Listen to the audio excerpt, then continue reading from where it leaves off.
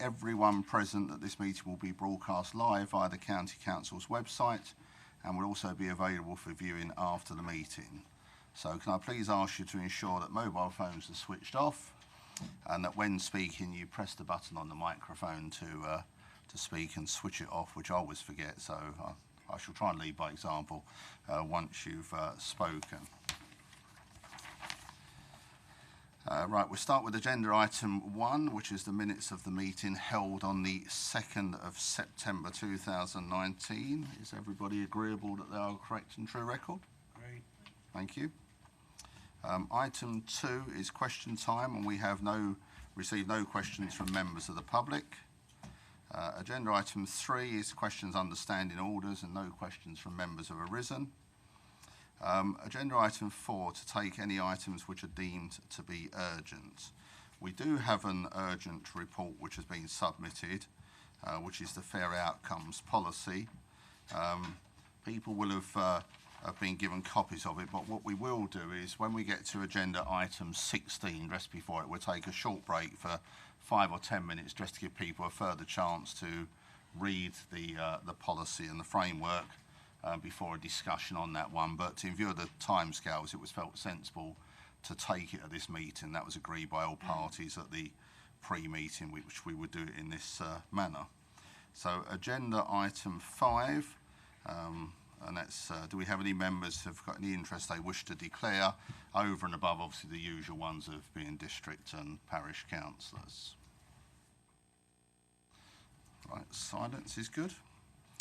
We've got no declarations under agenda item 6 of the party whip, and under agenda item 7 we have no petitions have been received under standing order 36.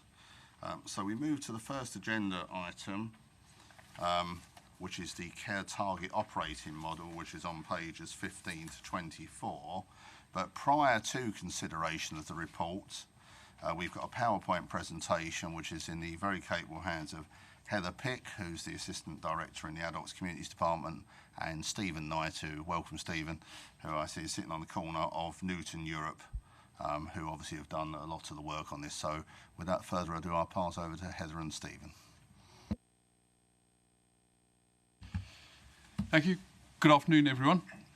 Thank you for giving us the time today to update you. I think you'll recall it was a number of months ago where probably about 40% into the programme at the time then we'd given you an update of where we were, so would like to bring you up to speed with where the programme's got to.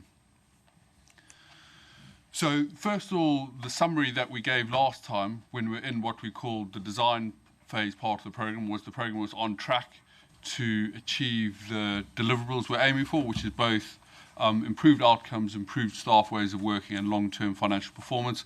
I'm pleased to say that's still the summary of progress of where we are today. Just very briefly casting our mind back to August 2018, which was when we jointly did the assessment part of this process, which was where we worked together to identify the opportunities to improve. One thing that was very helpful for us was the Adults and Communities leadership team already had a very clear strategy and vision of where they wanted to go, and this schematic just shows part of what that was. But that very much set the context by which we were trying to identify opportunities to improve. This slide is a quick summary of what some of those opportunities to improve were that we jointly identified. And they range from a number of different things. So for instance, in the top left-hand corner, around about 14% of practitioner time was spent with service users and their families.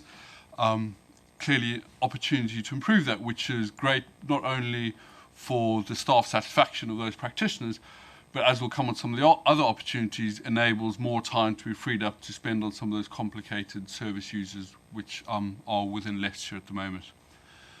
Some of the other figures identify where we could be supporting our service users in different settings of care. Quite typically that might involve service users no longer in residential care, but instead at home with support as well. And that brings me on to the fundamental principle of the programme, which is about putting the best outcomes for service user at the heart of any change, and then working back from that. How do better practitioner ways of working support that, and how does that lead to long-term financial performance? I'm not going to go through all the numbers on this slide, but one question quite often get asked is, well, is this typical in terms of what we might see in other authorities where we've had the privilege of working for the last decade or so? And certainly the opportunities are not atypical, and in many cases, unsurprisingly, Leicestershire is already performing better than other areas as well. The slide which I've just put up on the screen at the moment is a quick reminder of the overall process of this transformation journey that we're running through. So it's been called the TOM program, which stands for the Target Operating Model. And that's really about how do we identify together the best practice to achieve those better outcomes, ways of working and financial performance, and operationalize that as business as usual. So overall, as you can see from the time frames, it's going to end up being around about an 18-month transformation journey. That diagnostic or assessment that I mentioned happened in August of 2018, which is on the left-hand side. And then in the new year of this year, we started the setup, getting ready for the design phase, and then undertook the design phase, which we've now completed. And we're now in the early stages of the implementation and sustain phase. Just very quick recap on what we did in each of those phases. So during the diagnostic, that's where we jointly worked together to say, where are the biggest opportunities to improve? How do we prioritize that, and how do we gather the evidence so that we all know it's going to make the difference that we need to. The next phase was the design phase, and that was working bottom up with frontline staff from LCC to design and test what those new ways of working were. That would involve working with around about 8 of the 35 different teams which exist within the service, and with real demand and quality oversight and a holistic suite of KPIs, check that it was actually delivering what we were setting out to do. At the end of that, we then articulated what that new way of working was, and we're now in that implementation phase where there's a heavy emphasis on skills transfer and training out the new way of working so that it will be achieved for the years to come.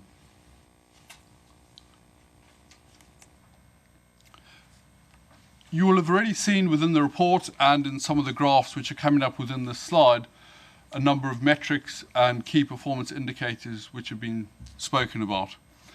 As a statement of the obvious, every single point on one of those graphs is a service user who we're jointly working with to try and give them the most independent and best possible outcome. So very quickly, I'm just going to talk through 3 case study examples which the program's achieved so far, which are obviously a subset of hundreds of different case studies. So in this particular case study, a gentleman had been living in residential care, had actually gone into that because unfortunately his home had been flooded. A key stream of work within this program has been to redesign what's already been a great reablement service, but to take it to the next level. And what the new reablement service has been able to do is work with this individual to very clearly identify what goals he would need to achieve to enable him to live independently back at home, which is where he really wanted to be. So the new reablement service engaged with him, helped him identify those goals, and then really importantly has worked in a very dynamic and clear way with him and other stakeholders to be able to help him achieve those goals. And at various points during his reablement episodes, they have tailored and changed the nature of support to ensure he's able to achieve that.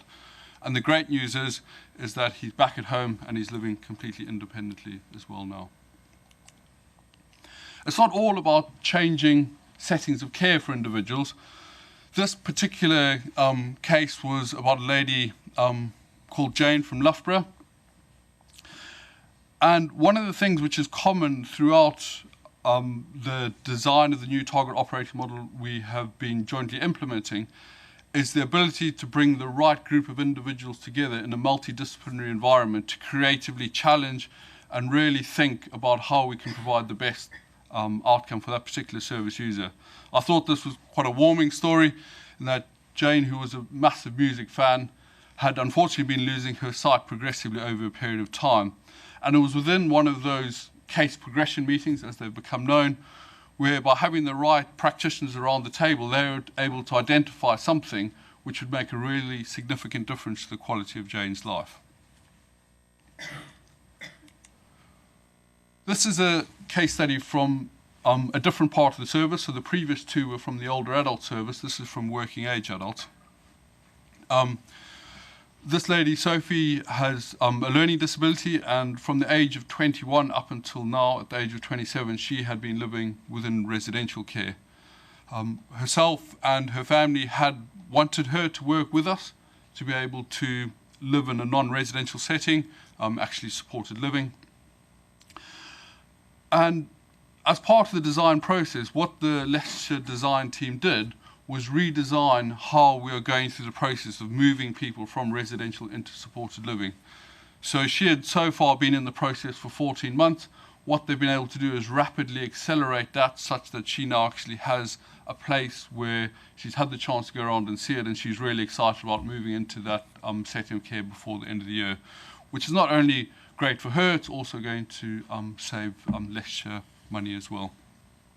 So far, during the TOM programme, we've successfully moved 23 individuals with learning disabilities out of residential care into supported living or another appropriate setting of care. Those are three very quick case studies we've spoken about. As I mentioned, the principle of the programme is to start with that best outcome. How do we achieve that? That then multiplies up to a long-term financial benefit to the authority if we are successfully making people more independent. This is what we call the opportunity matrix, which summarises the key programmes of work that we jointly deliver to achieve those outcomes. You can see there's effectively three major projects across the older adult side of it and another three across the working age adult side as well. I'll draw your attention to the number at the very bottom right-hand side of the screen, which is at just over 9 million annualised benefit, which is in addition to what was in the MTFS as well at the time of when we undertook the joint assessment. Just to note, included within that is around about 2.7 million, which is the number second off the very bottom of the page, which is what is quality improvement. So that's about improving ways of working of staff that is being reinvested back into the service so we can spend more time with service users.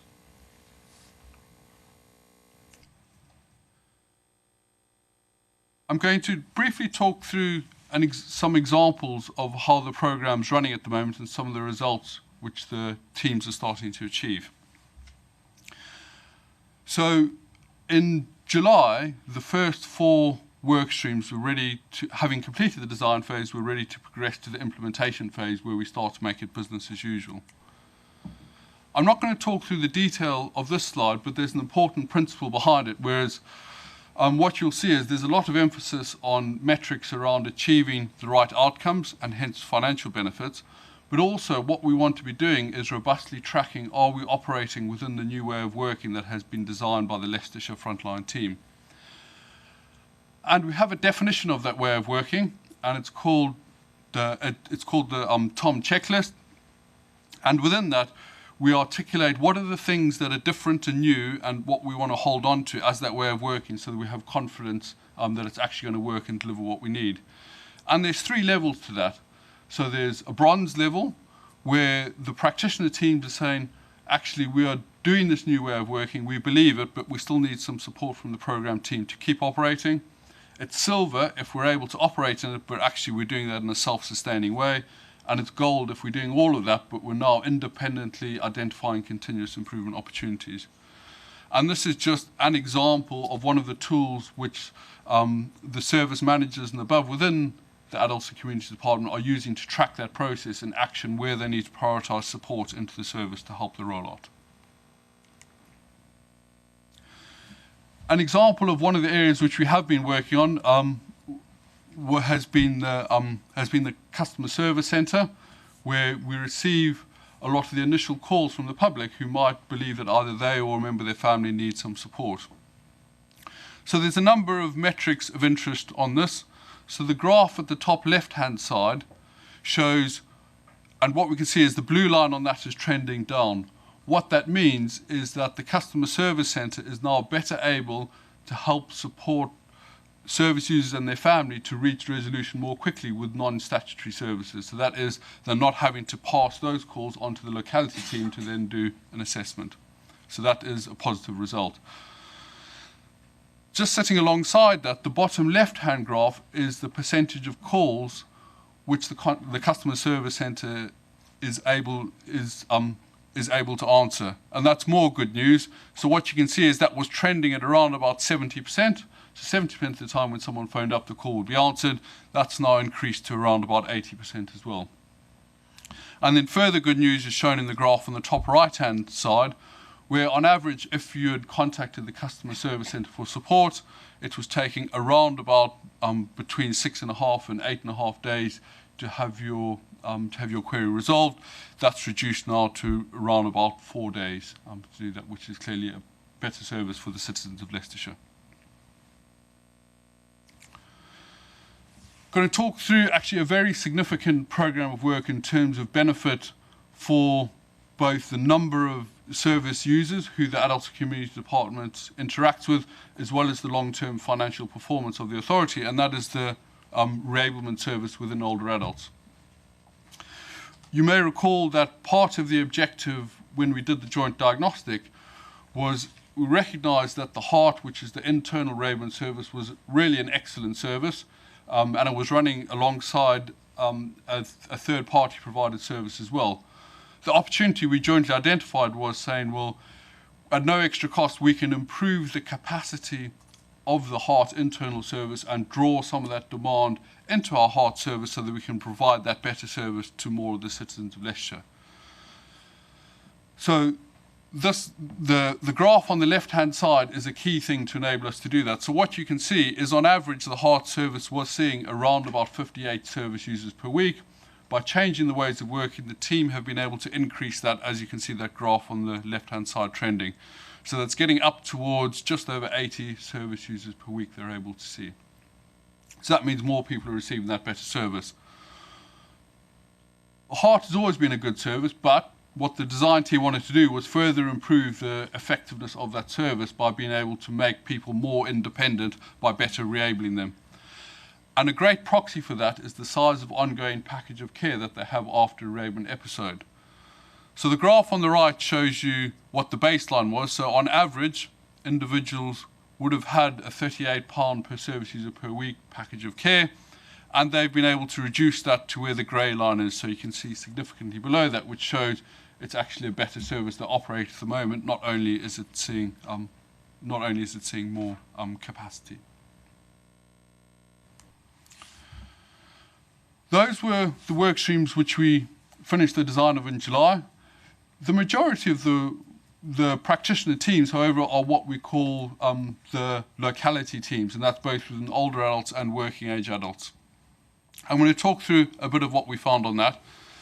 This high-level schematic just shows the plan for the rollout across all of those different teams. A couple of points to draw your attention to. You'll have noticed January to May hasn't been shown on that, just in terms of making it a visible plan.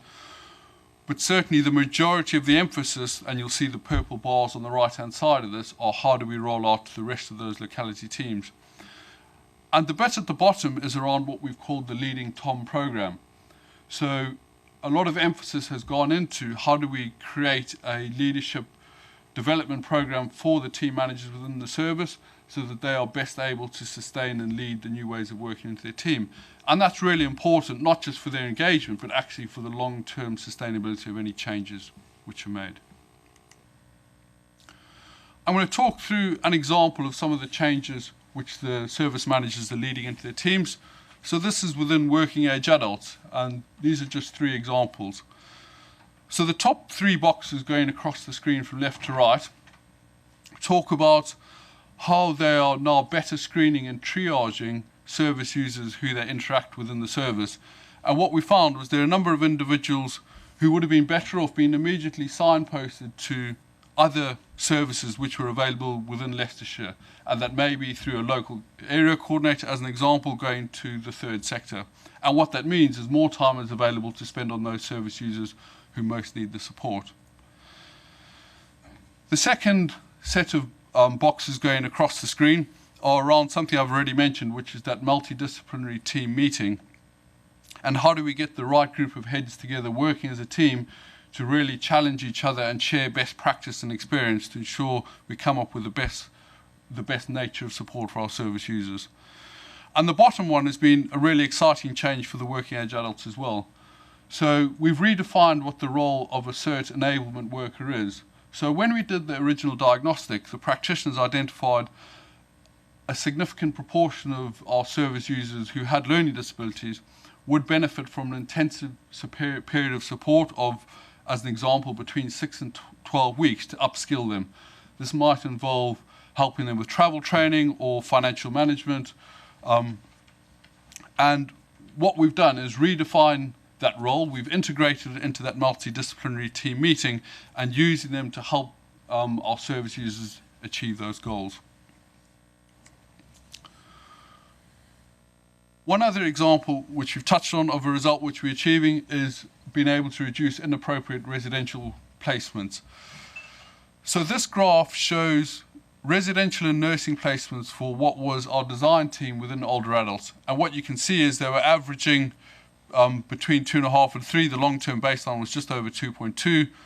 But steadily over time, the blue line on the right-hand side of the screen is trending down lower and lower, which means we're placing less people directly into residential care, and they're going home.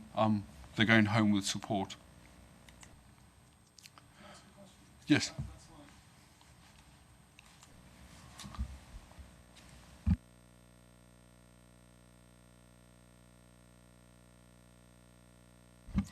On the slide, you've got 0 on the y-axis, 1, 2, 3, 4, 5, and 6. Yes. And that's a count of placement. When I see a graph like that, what I'd like to see is statistics on it, if that's available, to see what the variance is. Because just a line going up and down doesn't really mean anything. What is actually the variance on those data points that you have there? If it's too big a number, well, the bigger number the better, actually, for assurance, but just seeing a line going along a screen, it doesn't really mean a great deal unless you can see how the variance of that. And when you've got a number of, if it's just a unit, 1, 2, 3, 4, then you're not going to get a lot of variance. So then you question the validity of the data itself. Thank you for the question. So this is an example of one of the teams. I can show. So we are looking at. And as you say, first, and answer your first question, the numbers along the left-hand side on the y-axis are the number of placements per week for that particular team. We do roll that metric up in terms of what we're seeing across county-wide as well, and the trend, and we are seeing exactly the same trend on that from the dashboards that we've got. In terms of the blue line on that, and apologies for not having the key on that, but I suppose coming from exactly the same place we are on that is trying to remove some of the noise from that. That is a long-term moving average on that. I'll double check exactly what it is. It's either an 8-week or a 12-week moving average on that data point.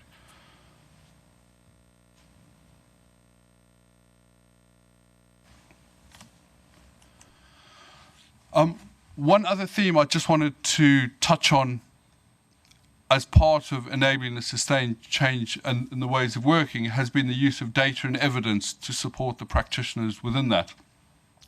And there's one particularly exciting bit which I think it ties together, which is how does it support the most productive use of practitioners' time to enable them to spend that on some of the more valuable and complicated decision-making, which we've already alluded to. So this is just an example of the sort of visibility which a service manager now has. So they can see for each of their teams, so this is particularly looking at the amount of work which each of their teams are doing. So the graphs on the left-hand side would tell the heads of service and their service managers how they're performing against their target in terms of throughput of work to make sure we can best match the demand which we're trying to achieve across Leicestershire. And there are a series of lines on there which the service manager have been trained with and different colours to help them understand if they're achieving that performance or not. But what's really important... So I was just going to say, can we have a copy of that? Because it's very difficult to read the writing at the bottom of the bars. That would be very helpful, please, to be able to sort of examine the figures in more detail afterwards. Yes. And so what's at the moment, what's along the bottom is the different different team names. This is obviously live data at that point in time. Furthermore, what we're trying to do is make it a really easy process for practitioners and their managers to use to drive their performance. So they have the ability to click into any of those bars. So if they were to click one of those bars on the left-hand side, what they would then break into is the performance of all of their caseload and the individual team members. So without going into detail, on the left-hand side, there are different colours within that.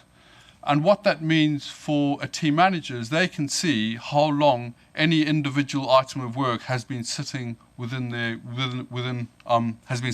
one of their trays. And then if they click further in on the right-hand side, they can see exactly how much work exists for every single member of their team and how long those members of their teams have held those bits of work. And that helps them be able to prioritise the support and development which they're giving to the members of their team. As an example of one of the benefits of that is not only being able to better target where the support and development goes for the practitioners, but that has helped reduce the wait lists across the county so far. So Heather and her colleagues were doing a lot of work leading into the start of the implementation phase for the TOM programme and beginning to implement these new ways of working. And what that's meant is the graph on the right-hand side, which shows basically being able to halve the wait lists in some of those trays for service users in Leicestershire who are waiting to receive a service. That was the last slide from me. All right, thank you, Stephen. I think if we, do you want to add anything on the report, Heather? Only really to summarise, what we have seen is that we've had good engagement from our managers and workers. They are appreciating the peer support and the peer challenge on the individual cases that they hadn't got before, and they are able now at any one point to see what the work looks like, who's waiting and how to prioritise that themselves. So far for staff, I think there's been great benefits from the programme itself. You've seen some service user stories. We have many, and it's really nice to receive those compliments in from families and carers of the new ways of working, particularly those people who have been in our system for a while and can see the changes coming forward. And I think we have got a long way to go, but in a short period of time, the fact that people are not waiting any longer than they need to anymore and they're getting the right outcomes is a big achievement. Thank you. So we'll open it up to questions from members, and we have Mrs. Wright first. Thank you. It's brilliant to see that service users are becoming independent more quickly, but what monitoring mechanism is there in place to ensure that they stay independent? Because if they come out of hospital, it's easy, you know, to sustain it for a while, but what's the check further down the line? So as you'd expect, we have a regular review process. So one of the benefits of the TOM programme so far is we are our increased capacity to review people more frequently.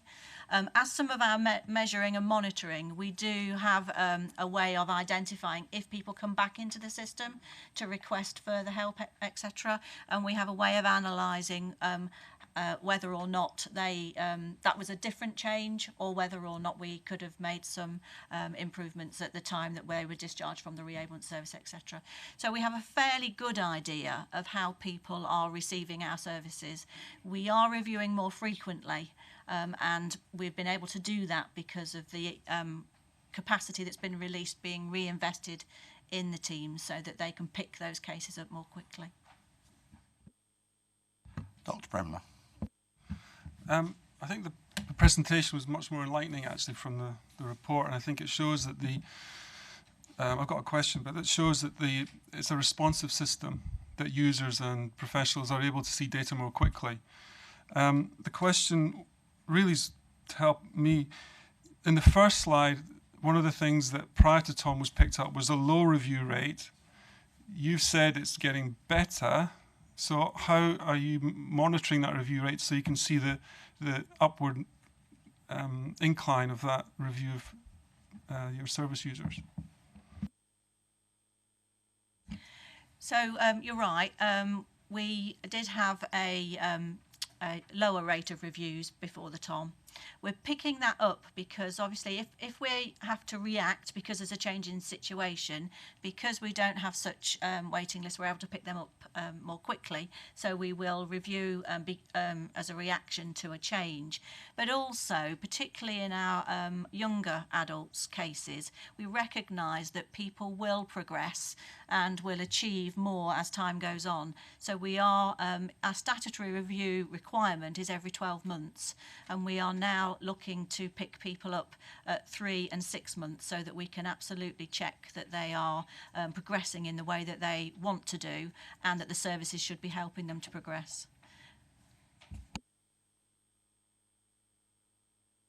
Mr. Mayor. Thank you, Chair. I thought the presentation was very thorough, actually. More detail than we probably needed.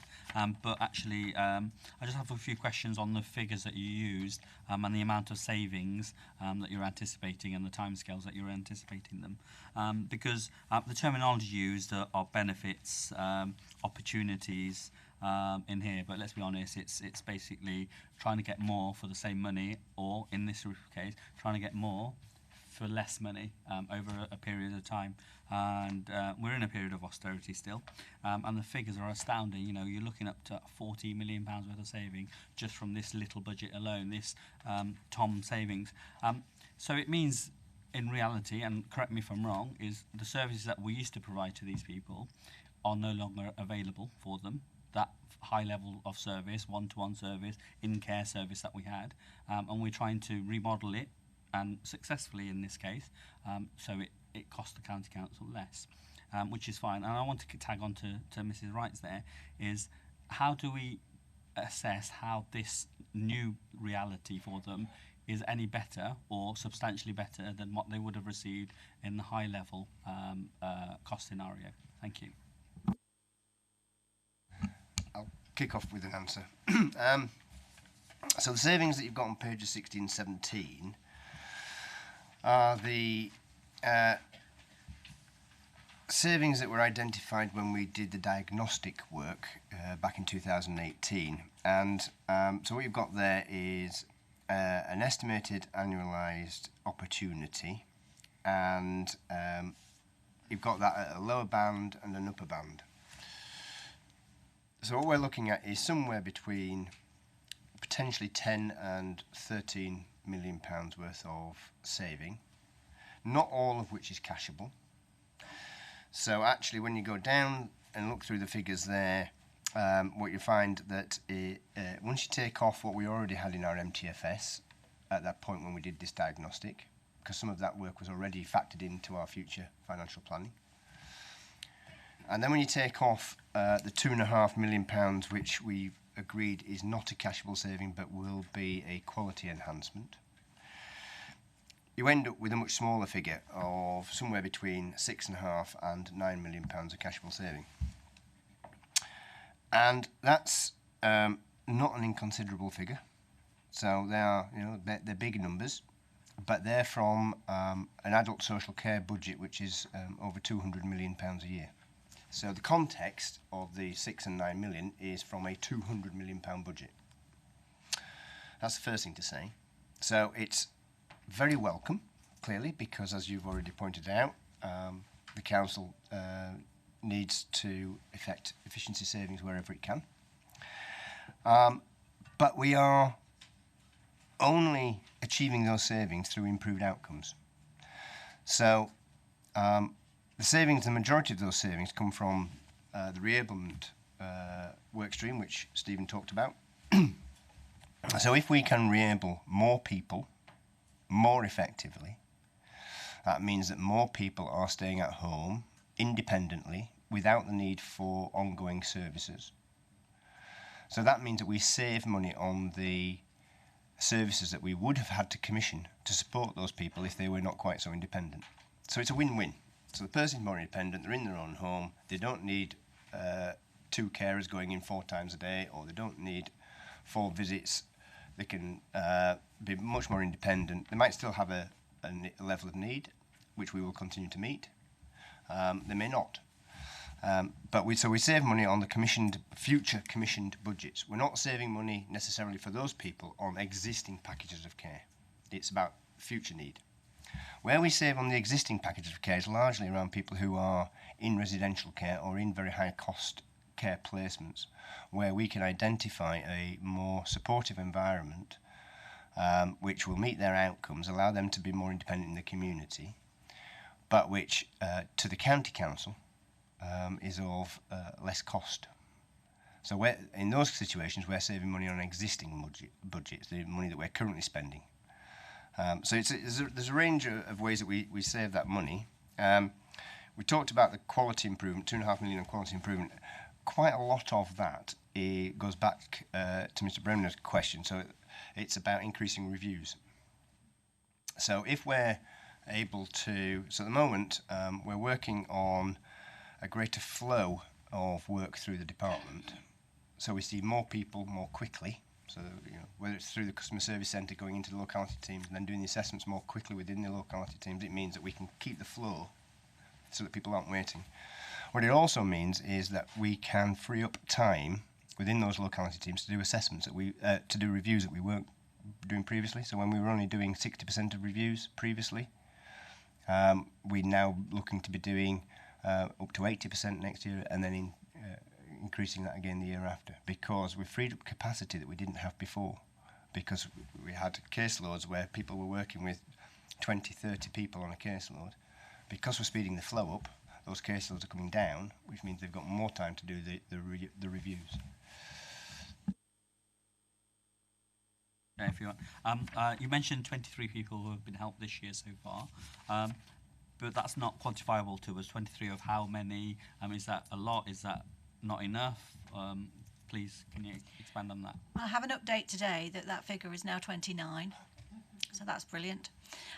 We are talking about our younger adults here, and we have a cohort of about 350 younger adults who are in permanent residential care. And we already, as John said, had a programme to identify and move those people out that could be moved out. It was quite slow and took a very long time. The TOM programme has speeded that up. So the 28 people who currently have moved are in at the spate of 6 months. So that's the timescales. Right, there appears to be no further questions. I think I'll just comment on the debate that we've had. I mean, I think the key to me is paragraph 8 on page 16 of this report. I think if we keep that at the forefront of our minds, we'll be doing the right thing by our residents and by our service users. And I think it was always clear when we started this was never about reducing services. It was about making the service as good as it could be and saving money. Clearly, as the programme carries on, we will get further updates as a committee on this, and it'd be interesting to see, 6-9 months down the track exactly where we are.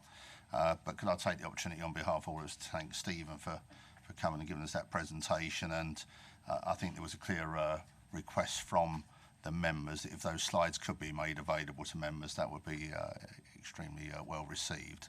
So thank you for coming, Stephen. You're welcome to stay for the rest of the meeting. No one ever takes me up on this, so I'm always sadly disappointed. So you're not going to break the rule. So thank you very much.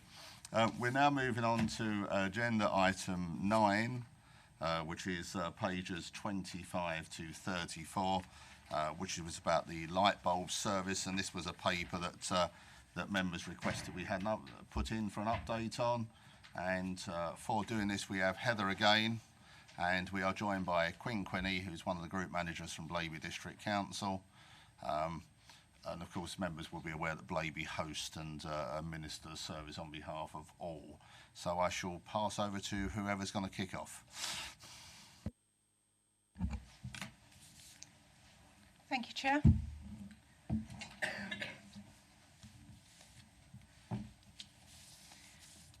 So I'm aware that you will have already had a report distributed to members, and that report provides members with an update of the Lightbulb programme.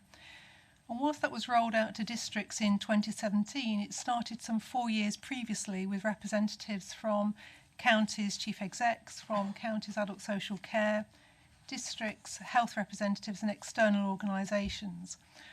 And what they did was that together we looked at practical housing support from a customer perspective. and we tested these with pilots of new models of working. As stated in paragraph 6, customers are now offered a holistic assessment of need, and that's called a housing MOT. This covers individual needs such as equipment, as well as a wider remit of how to make their homes, for example, safer and warmer. We've completed nearly 5,500 assessments of need, and the case studies attached to this report provide live examples of the types of work that's undertaken.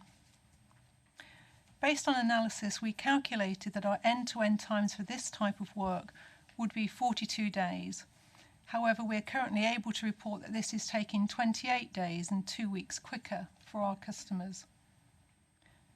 The partnership team has been successful in reducing the time taken from a valid Disabled Facilities Grant, a DFG application, to completion, and that now stands at 20 weeks.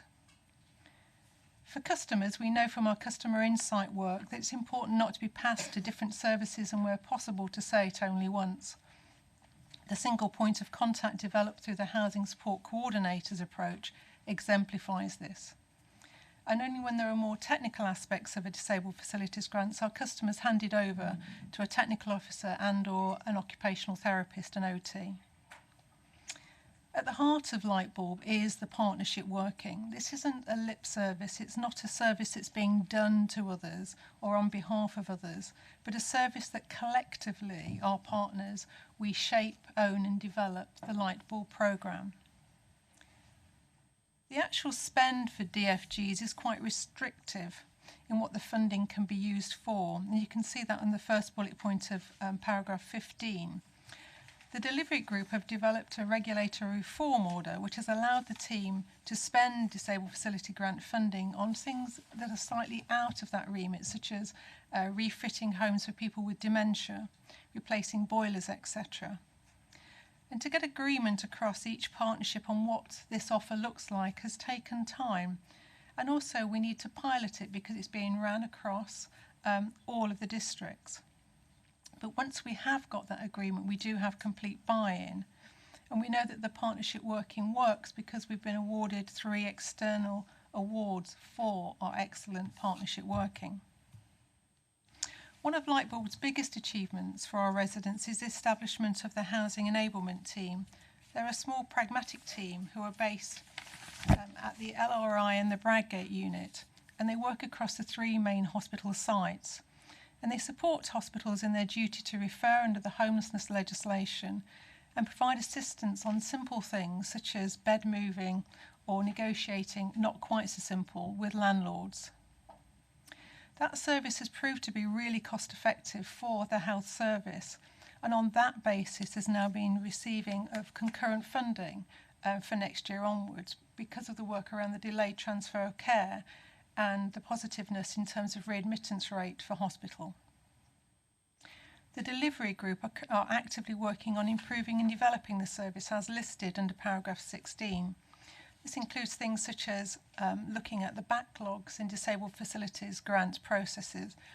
For example, we know that we have a backlog with builders.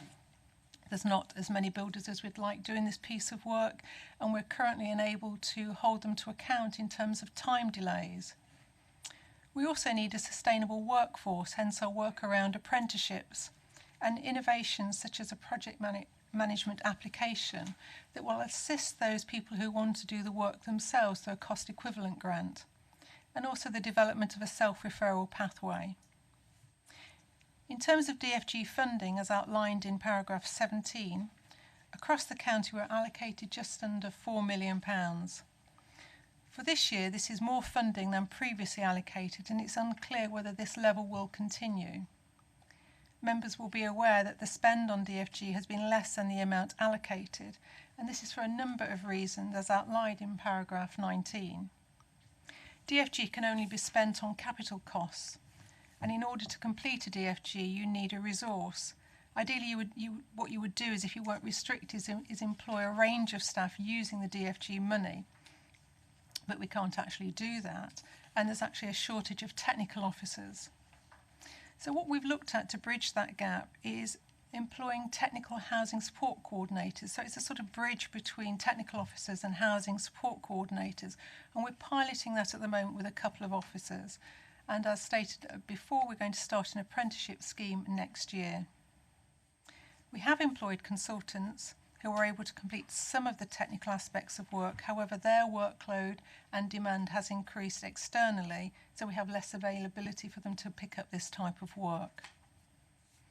As mentioned before, specialist builders are also in short supply, and what we're looking at is developing a procurement framework to actually better hold them to account and better enable us to keep control of their time delays and also on scheduling. There's also a decrease in DFG referrals, and that's in part, I think, rather than no, due to our holistic approach, delivering the service by the housing support coordinators. So we've reduced that by about 43% referrals for disabled facilities grant. And that's against a backdrop of all the challenges mentioned earlier. We've increased year-on-year spend of DFG by 27%, as stated in paragraph 23. The challenges overall with the DFG are recognised by the government, and we as the Lightboard Partnership are continuing to work hard to help as many Leicestershire residents as we can. To summarise, the Lightbulb service has an award-winning partnership. It's transparent and proactive in striving to be better for customers. And every partner who is a stakeholder can take pride and share and contribute to the service's achievements and continual improvements. That's the paper, Chair. Thanks.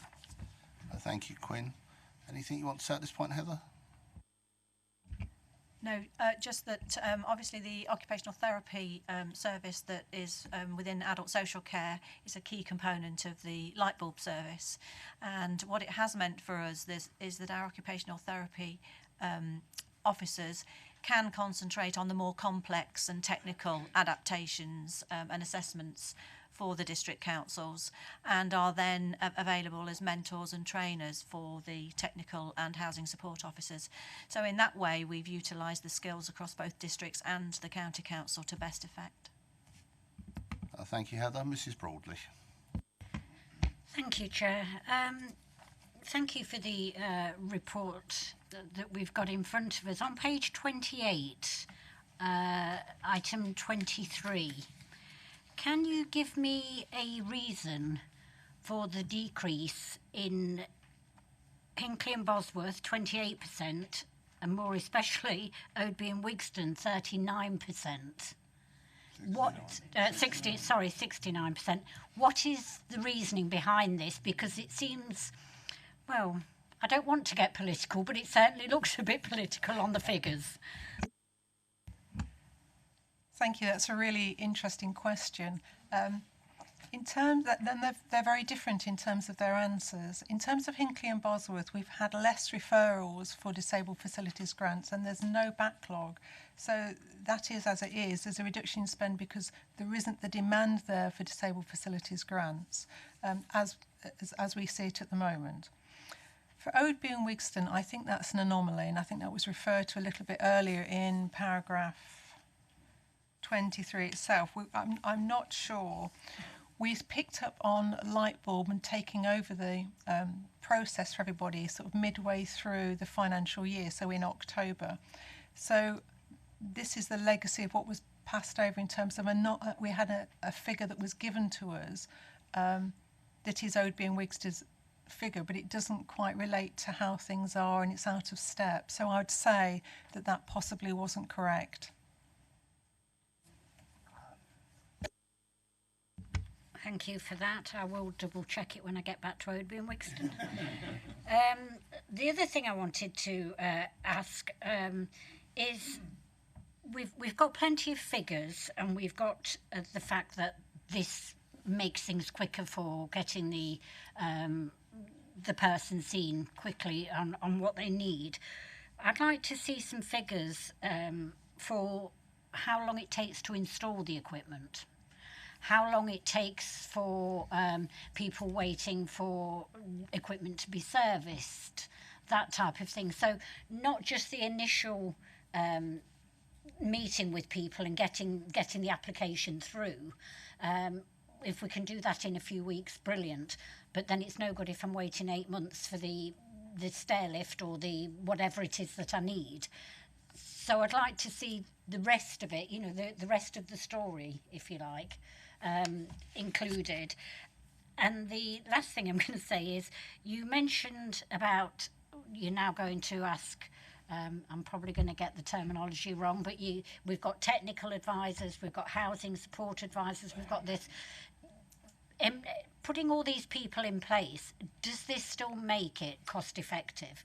Because obviously if we're having to pay all these people to do different little bits, then it's taking from what should have been there in the first place. Thank you. A series of interesting questions there. Thank you. I'll try and pick up some. If I miss them, please come back to me. In terms of how long does it take, in the report you'll see that you've got the 28 days for the Housing Support Coordinator. What the Housing Support Coordinator will do, that's the end-to-end time. So that'll be if you're putting grab rails in, if you're putting basic types of equipment, it takes on average 28 days. So that'll be for your minor pieces of equipment is 28 days. And for, I would say on roughly that accounts for about 2/3 of the work that's undertaken, because we try and do, wherever possible, all the preventative work first before we go on to more costly equipment. And also because it means that we can get something in quite quickly for people in terms of their needs. So that's where we are with minor equipment for that answer. For other equipment, it's a little, it's not specific, and I'm not sure that I've got the performance data for that, because things in terms of our performances from what our partners wanted in terms of performance figures, we have what's called minors and then we have majors, and majors covers a range of different things. So that covers things like through floor lifts, which I always struggle to say, things like level access showers, etc. And for each one of those will take a different length of time. So they're all lumped together. So I could give you the figure for the sort of combination of those, how long it takes end-to-end times, or is it specifically the ordering of equipment? So I'm just want to make sure that I'm clear in terms of what I can try and get for you. If I can give you an example, somebody that I know needed, is in a wheelchair 24/7, actually paid for a through-floor lift herself, bathroom changed into a wet room, all these types of things. She does have a lift from adult social, a hoist, sorry, from adult social care, which there's always a problem when it comes to be serviced. It always seems to take so long, or they'll ring up on the morning and want to come there in 2 hours' time. There's always something. When she had the bathroom changed to a wet room, to try and get she paid for one of these fancy toilets that washes and dries you and does everything, She couldn't get a chair to go over it. It took 7 months to get a suitable chair. Must have had about 4 or 5 different chairs. These are things that people have. And so that's just one example that I know of.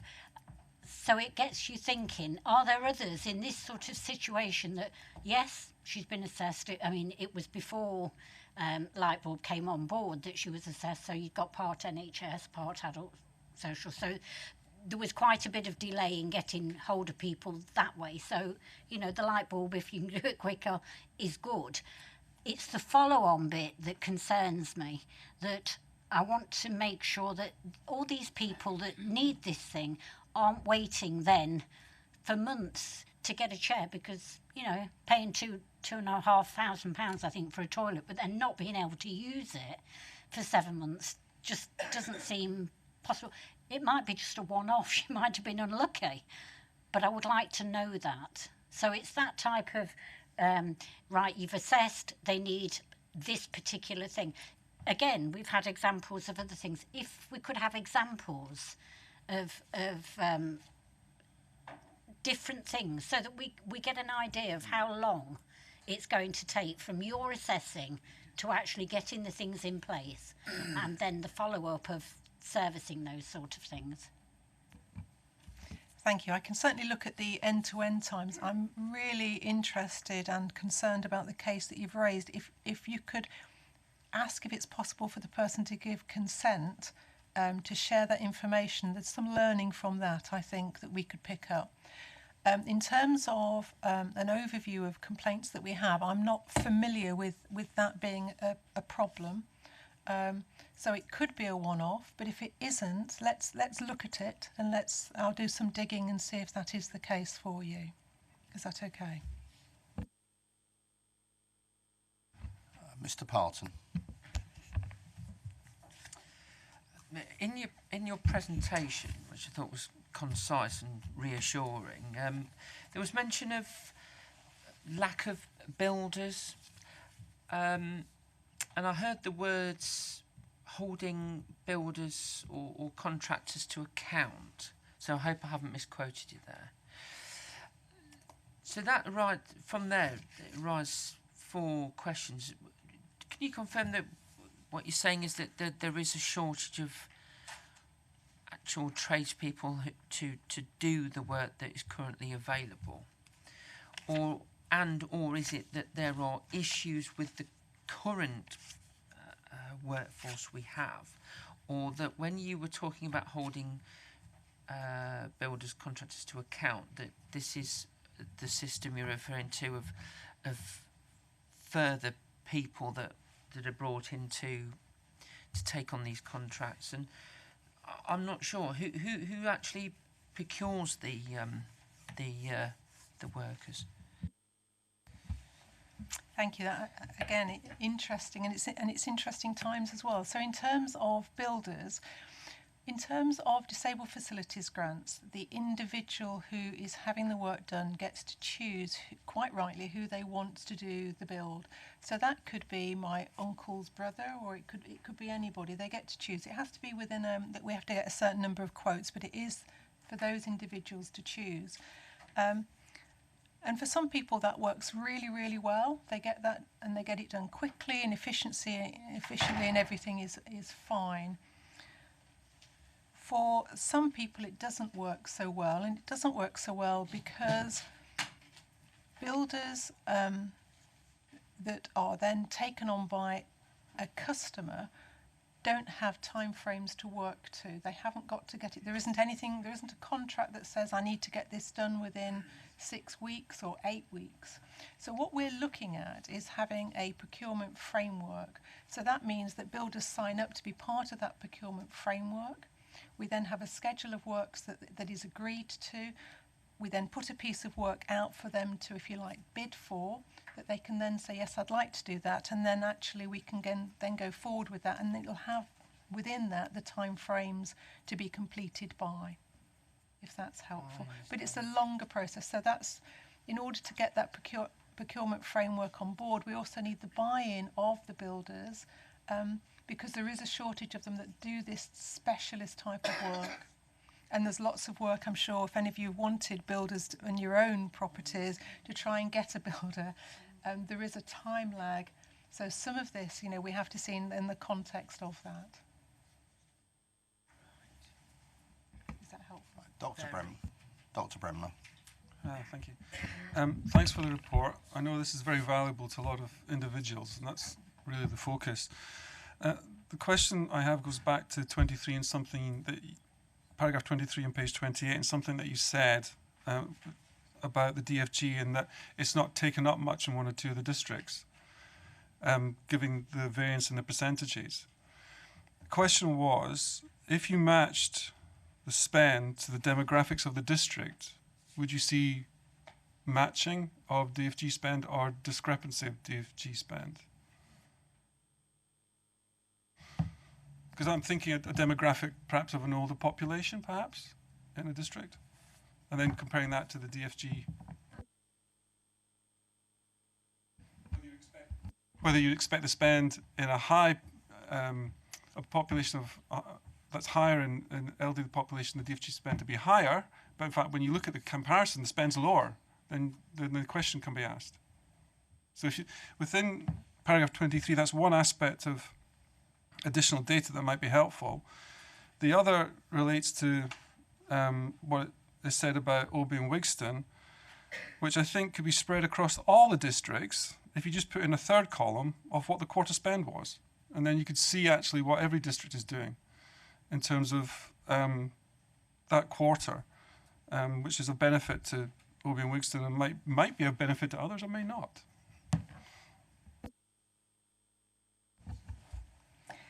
Thank you. I think I've understood it. So if I haven't got it quite right, please correct me.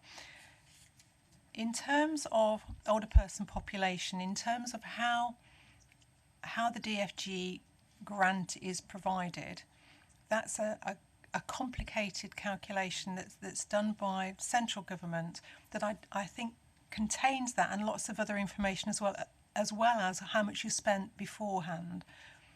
I've never fully understood, if I'm honest, how they've arrived at figures for certain areas. So this is it's not clearly just about a demographic.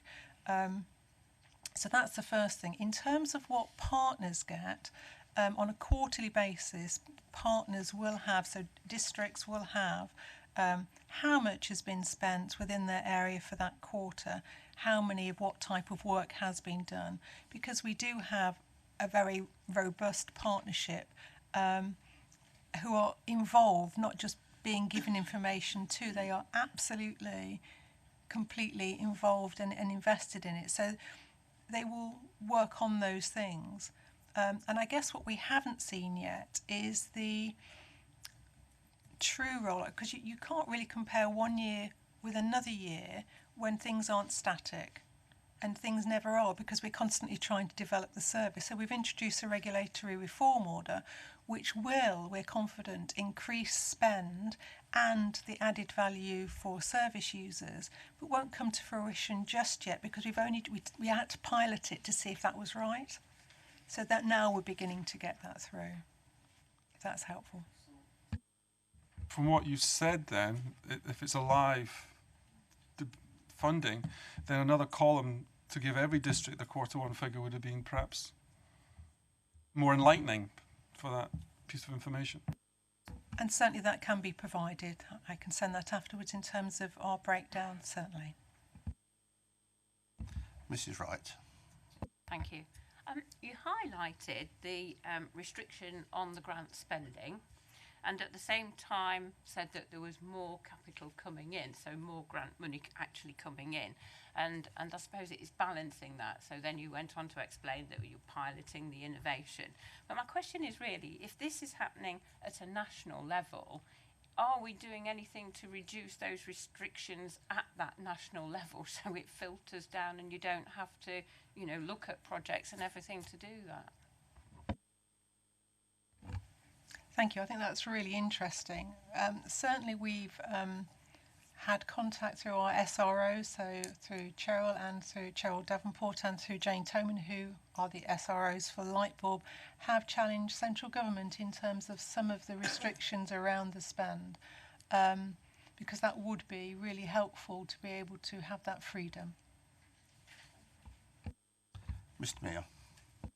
Cheers, thank you, Chair. Firstly, I need to declare an interest. I think my mum has accessed the light bulb service because I noticed she's got some handles on by her front door, a terraced house, to help her into the property. But putting that to one side, this is excellent partnership working with the districts. I know a couple of years ago we had this hoo-ha with Charnwood. I think that's settled now, and we're coordinating. But I did see in the budget of Charnwood last year, I think it was, that the DFG grant was underspent. And so I'm astonished that it's gone up by 32%. And I think one of the reasons given by the lead member at that time, and I have to refresh my memory, was that applications weren't coming in or applications were delayed because of building work or builders. And I can relate to that because I've only ever dealt with one case, and it was builders and timescales. And I think the county council got involved and found the couple or the gentleman and his wife a suitable builder in the timescales. So I can put that to one side. That's something that we won't be able to resolve. But what I wanted to touch on is the partnership working with the districts, because it was fraught, and there was evidence of that. How is that now, and how is money being passed on from us to them so that this work can continue, this valuable work can continue? Thank you. I think you see partnership working when people take on work themselves. I think that's always my test, because otherwise it's, it'll be Blaby doing everything, and that's not really isn't the case. And so when you look at the innovations as strands of work, for example, the regulatory reform order was led through really by Hinckley and Bosworth. Charnwood are leading on the dementia-friendly homes. You had North West Leicester that was helping out with the performance issues that we were having in terms of our database that we used. And so the list goes on. People were taking work, and that certainly included the county as well. So, and that's how our partnership works. So when we're looking at apprenticeship schemes, my conversation with Heather and with the head of service was, what's the tie-in then between your apprenticeship scheme that you may be looking at, or whatever that's called, and with Lightbulb? How we do that? And we will be working at that together. And that is the greatness, I think, of Lightbulb, is that people take it and own it and want to improve it. And I think that's unique for lots of projects that certainly in my past that I've been involved in, I've either felt that a service is being done to me, or in fact I'm delivering the service for them, and that really isn't that for Lightbulb. One further question, and this is about the builders and access, because I think that for the complex project, this is probably where the delay is, and trying to satisfy our clients and our customers is probably very difficult when the builder says, actually, I'm going to turn up and they don't, or we've rescheduled and your work's not going to get done for a few months. But using Charnwood as an example again, they have their own company that they contract out for their social housing to do the work. Is that something that we've touched upon to say, actually, if you've got a team of workmen there already doing bathrooms, kitchens and all the rest of it, is that something additional work that they could take on or expand their services to take on? And maybe that will fill a gap. Thank you. Certainly that when we looked at the procurement framework for builders, that was considered by some of the districts that are have their own housing stock, and whether that was possible or not. It wasn't felt that that was right at the time, for all sorts of different reasons, and they thought the procurement was the best route. And of course that will be reviewed, because things morph and change.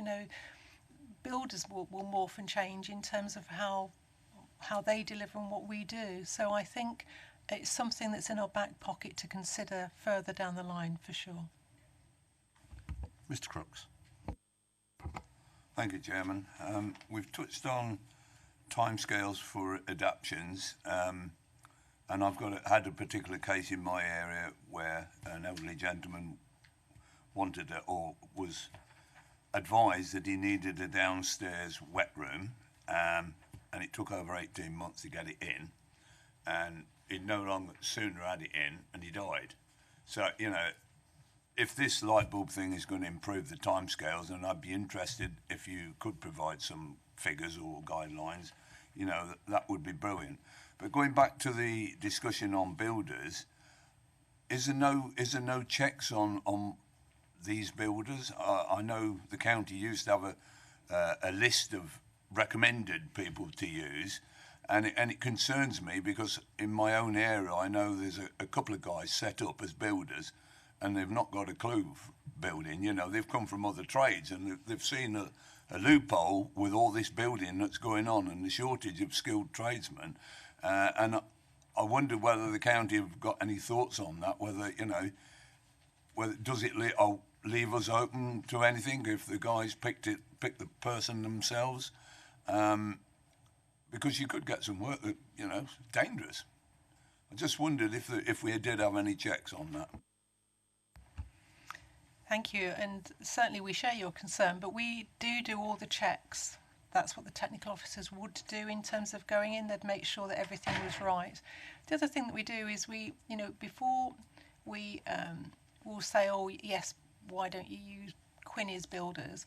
We will make sure that we have references from people about their work, and we will look at their work as well. So our concerns generally around the builders that we have are that they're very good on the whole in terms of doing the work, but they're not as quick as we would like them to be in terms of completion. Just on that again, another case that I know, a builder came in to start doing work and then he disappeared onto another job, and that seems to be a trend nowadays. They keep more than one ball in the air. In fact, there's a guy down the road that's having a wet room put in, and his workmen have disappeared for 2 days. So again, you know, that's another problem with builders that perhaps we ought to be aware of. Thank you, and I think the procurement, you know, the framework that we're going to be having will address some of those issues. I think it's where the chairman puts in the health one. Not all builders are bad, some are quite good. Could I thank, on behalf of all of us, Quinn for coming to present the report. And I think has been highlighted by the number of questions, I think that members clearly believe and feel this is a success. And I think what we're actually arguing about, or discussing, not arguing, what we're referencing is how do we make it better and even quicker for our residents. So I think it's, to me, building on success that we should look at, but not take our eye off the ball and ensure. And I think Quinn has alluded to some of the issues which perhaps we can all be involved in with our own MPs in ensuring that the funding which comes for this can be used in more than the prescribed ways that it is. Because if you're just being given capital money when we could ideally use some of it for revenue for officers and other things, that would speed the process up. So I think it's beholden on all of us to work in our local areas to ensure that they're very welcome. And let's not forget here that there are now substantial more amounts going into this than there were 4 or 5 years ago. 4 or 5 years ago, I suspect most district councils were actually funding top-ups out of their own resources. So, you know, there are lots of positive here we need to build on, and I think it's incumbent upon us as members to petition our MPs to ensure that we can use the money we receive in the most effective way. So thanks again, Quinn, for coming along. We're now moved on to agenda item 10, which is pages 35 to 92. And this is a consultation on the Adults and Communities draft Adults Communities Department Ambitions and Draft Strategy 2020 to 2024, and I suspect as Sandy's arrived, is it who's going first, Sandy or Kate? Sandy. Chair, I'll go first, thank you. I'm introducing my colleague Kate Revel, who's the head of service for commissioning and quality. Currently, we have 2 medium-term strategies. One for adult social care, promoting independence and supporting communities, and one for a separate strategy for communities and well-being, which is for library, heritage and arts services. And the proposal now is that we move to having a single departmental strategy for 2020 to 2024. And the overarching approach to that is really one focusing on improving well-being for people in Leicestershire.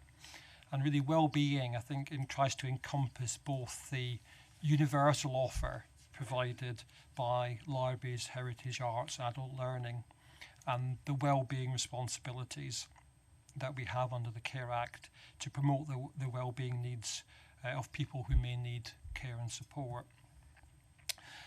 But very much the focus will still remain on promoting people's independence and managing demand, because those are very much things that we absolutely have to do, which are a continuation, really a thread from the existing adult social care strategy.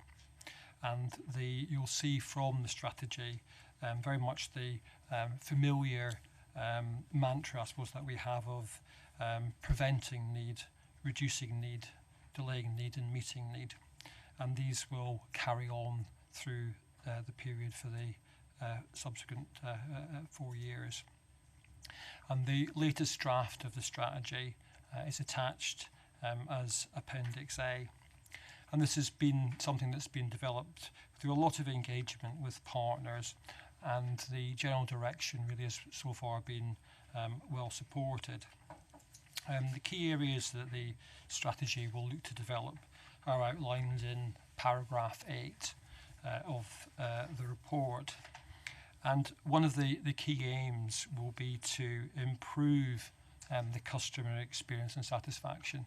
I know that at the last committee meeting, I was asked here what I thought was our kind of biggest challenge. And I think I said it was really to look at improving the customer experience and improving our levels of satisfaction. And very much the strategy has as its core that aim. And we already have quite a lot of feedback from customers, in particular from an annual survey that's conducted of adult social care service users, but also feedback from customers of libraries and other services. But we're keen to use the consultation to look at ways in which we can further improve that experience, and that's something that will be found very valuable in terms of feeding into the development of the implementation approach to the strategy. The report, there's a report going to Cabinet on the 22nd of November, asking for agreement for a period of consultation from the 29th of November to the 5th of March. And the process for that consultation is outlined in paragraphs 15 to 19, and the draft consultation materials are attached as Appendix B, and Kate will be able to answer any detailed questions you might have on the process for consultation. And the members of the committee may want to comment on the draft strategy and the consultation proposals before they go to Cabinet on the 22nd. Thank you. Dr. Bremner. I've got another number of comments, and I've read it like perhaps this document as someone might come to it quite quickly and sort of take interpretive of headlines. On page 52, the headings there are prevent, reduce, delay, meeting.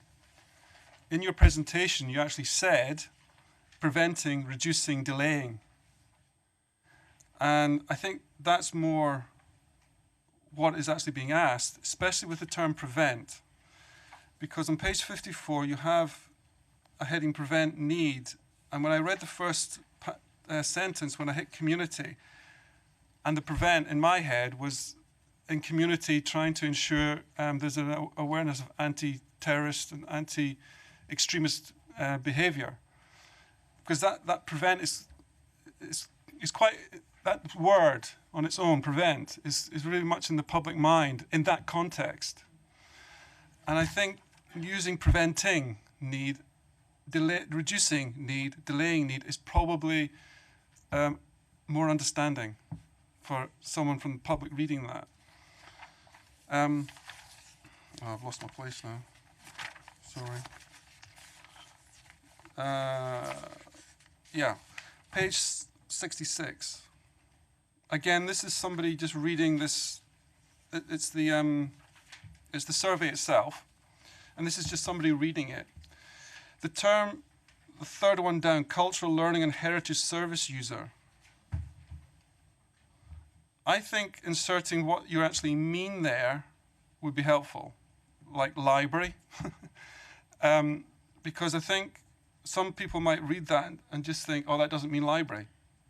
I go to read the newspaper. You know, so I think some definitions are particularly around that one, I would say. And then on page 69,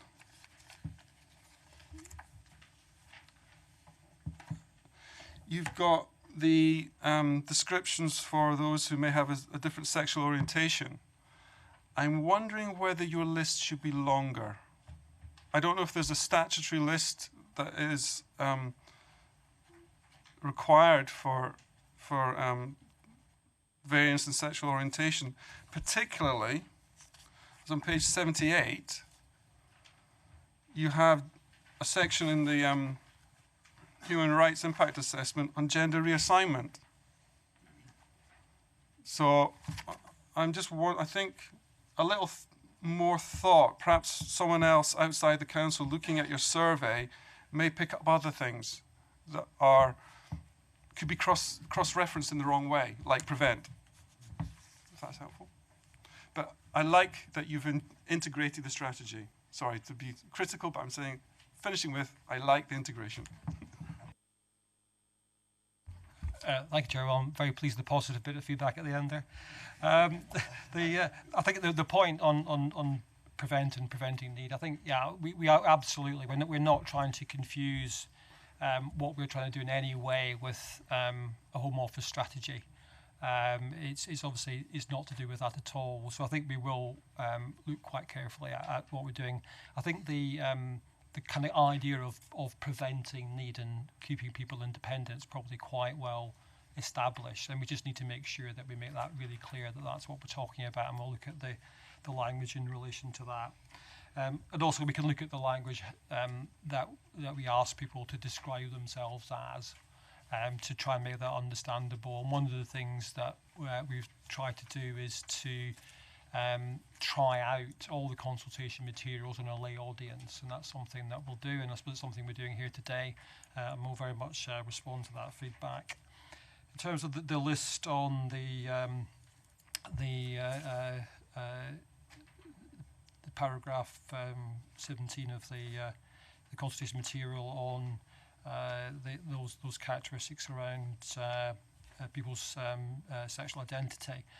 I'll look at that. I'm not sure whether we've picked off some kind of corporate list here. I'll probably ask Kate to comment on that. But I'm absolutely sure if we can have some flexibility about that, because we wouldn't want to exclude anyone. Just with regard to that last query about people's characteristics and how they choose to identify themselves, we have consulted our the internal team dealing with business intelligence who help us in designing surveying, and this is standard corporate descriptions which we ask people to identify themselves as. So it includes age, postcode, whether you're a carer or not, etc. My understanding is that it does reflect current good practice in how we would ask people to describe their sexual orientation, but we can certainly go back and clarify that, because if you feel it's misleading with then picking up different descriptions of protected characteristics within the EHRAA, then we can certainly look at that consistency and whether we can better reflect it within the survey response. Look at that dearth of questions. I think the point probably Paul's trying to make is that you want as many people as possible to fill this in, and what you don't want is any terminology that might actually prevent people from filling it in or feeling excluded from the survey, which I think is a valid point. I think Paul wants to come back at this point. Yeah, of course. Just thinking of what you just said, before you get to question 17, you're actually asking at question 10 on page 68, what is your gender identity? So you might turn someone off immediately with those three options. So it's an interesting balance, a survey, and I think I would take this external to the organisation. I wouldn't do it within the organisation in terms of review. Maybe even to, this is a point of interest, but not in my discipline, to a university. But thank you. We'll certainly explore that in finalising the questionnaire. I think before we move on, one of the things we did discuss very briefly in the pre-meeting was that one of the things we've never fully got to the bottom of is service users' unhappiness with our service, particularly in certain aspects of adult care. And we know we do an annual appraisal. We just wondered if there might be an opportunity with an additional survey to have a question in there of, you know, if you've been disappointed with a service provided by the council, what was it and what caused it? And it might be another vehicle just for obtaining further information as opposed to the annual care survey, for want of a better description. I think if that's the right terminology, John. was something we just felt should be considered. Yeah, thank you, Chair. I think that it would be helpful. I think the focus of the question perhaps could be on asking people what it is we can do to improve that experience, because I think we've got quite a lot of feedback, and we've got a number of themes that have emerged, and we'll share what those themes are. I think we very much be wanting to sense check that, but also really to get focused on what are the improvement areas and what is it we can do, because there are I'm sure people have got quite good ideas about things we can do that we'd learn from, and we would make people's experience better. Right, in the absence of further questions, I think we're generally happy with the questionnaire and the consultation, subject to the points which you've already indicated that you're going to be considering to make it all encompassing as possible. We'll now move on to agenda item 11, which is pages 93 to 100, which is the home care service post-November 2020, and I'm looking at them to see which ones, and we're back with Sandy. John's having a rest day. Thank you, Chair. You last had a report at your last meeting which really highlighted to you that we now needed to move towards developing the new service to take us beyond the current framework for domiciliary care. And we said we'd bring a report back to this meeting. And really what this report does is gives you some of the detailed analysis which has been done on the current delivery and the current state of the market. And we have engaged with an organisation called Care Analytics, who've done a significant amount of work with us and our partners in the NHS to understand what the current position is. And the detail of the issues which Care Analytics have identified for us are outlined in paragraph 8 of the report. I won't go through all of those in detail, but I'm very happy to answer questions on them. But in terms of some issues to pick out, I understand are of interest to members. First is the approach that we would take to geographical zones. Because any delivery needs to in some way divide the geographically of the county up into zones so that services can be provided to people living in those areas, because we're not going to have one universal service applying to the whole of the county. And very much the feedback that we've had from Care Analytics says that those zones need to reflect the commercial realities of delivering a service within those areas, that the provider has to be able to do that at a scale in a way that makes sense, and they can actually meet their operating costs and make a reasonable return. They have to take into account the transport links within areas, because staff have to be able to move around and get between the various settlements and to and from the areas in which they themselves live. And they also have to reflect the workforce realities in terms of where the staff actually live. Because there'll be great differences between providing services in more urban areas, where staff generally will live and work in the same urban area, from much more dispersed rural areas, where staff will have to travel longer to get from their place they live to their calls, but are also less likely to actually live in that area, so may well travel in from urban areas outside of those locations. So this means that there will be quite different approaches in urban and rural areas, and the current approach to the lots, which are the geographic areas as we describe them now, is that most of those are a mixture, not all of them, but most of them are a mixture of rural and urban areas. And the approach we're being recommended from Care Analytics is that we take a different approach to that, and that essentially we have urban areas as single area lots, and that we have rural areas which will be larger and recognise the transport and where the workforce is coming from by being much larger. There's also some recommendations in relation to subcontracting arrangements.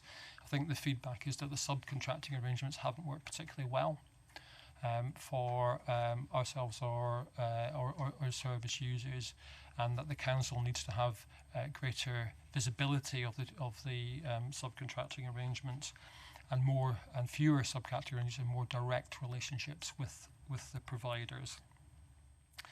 And I think finally, in relation to pricing, currently within the geographical lots, there's a single price agreed with the lead provider for the whole of that lot, effectively paying the same price in rural and urban areas. The analysis we've had is that actually what that means is that it's actually significantly more expensive to provide care in the rural areas because the amount of staff travel time is much greater. So the provider has got an incentive to take the urban work, which is actually lower cost to deliver, and a disincentive to take the rural work. So the pricing approach we're being recommended is one effectively that pays a higher rate. It's not a premium rate, it's a higher rate reflecting the higher costs of delivering it in the rural part of an area. So for instance, if you took Market Harbour as an example, there would be a different rate in the town of Market Harbour from the surrounding rural area. The proposals are to develop a core offer, which is effectively the longer term support elements of it, so people who have regular daily or regular care throughout the week over a long period of time, as long as they need it.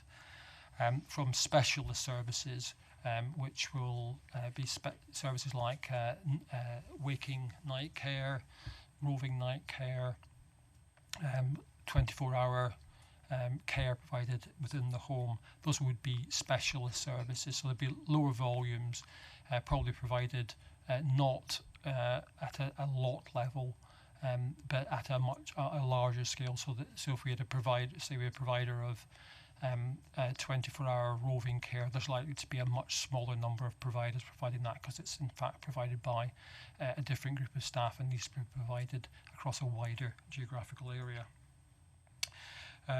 There's further design work which is taking place now, which will take place in November and December, and then we're hoping to have some soft market testing of the approaches that I've outlined in relation to geographical areas, the overall service model and the approach to pricing. We're hoping to do that with providers during December, and that would mean finalising the service model and the approach in January.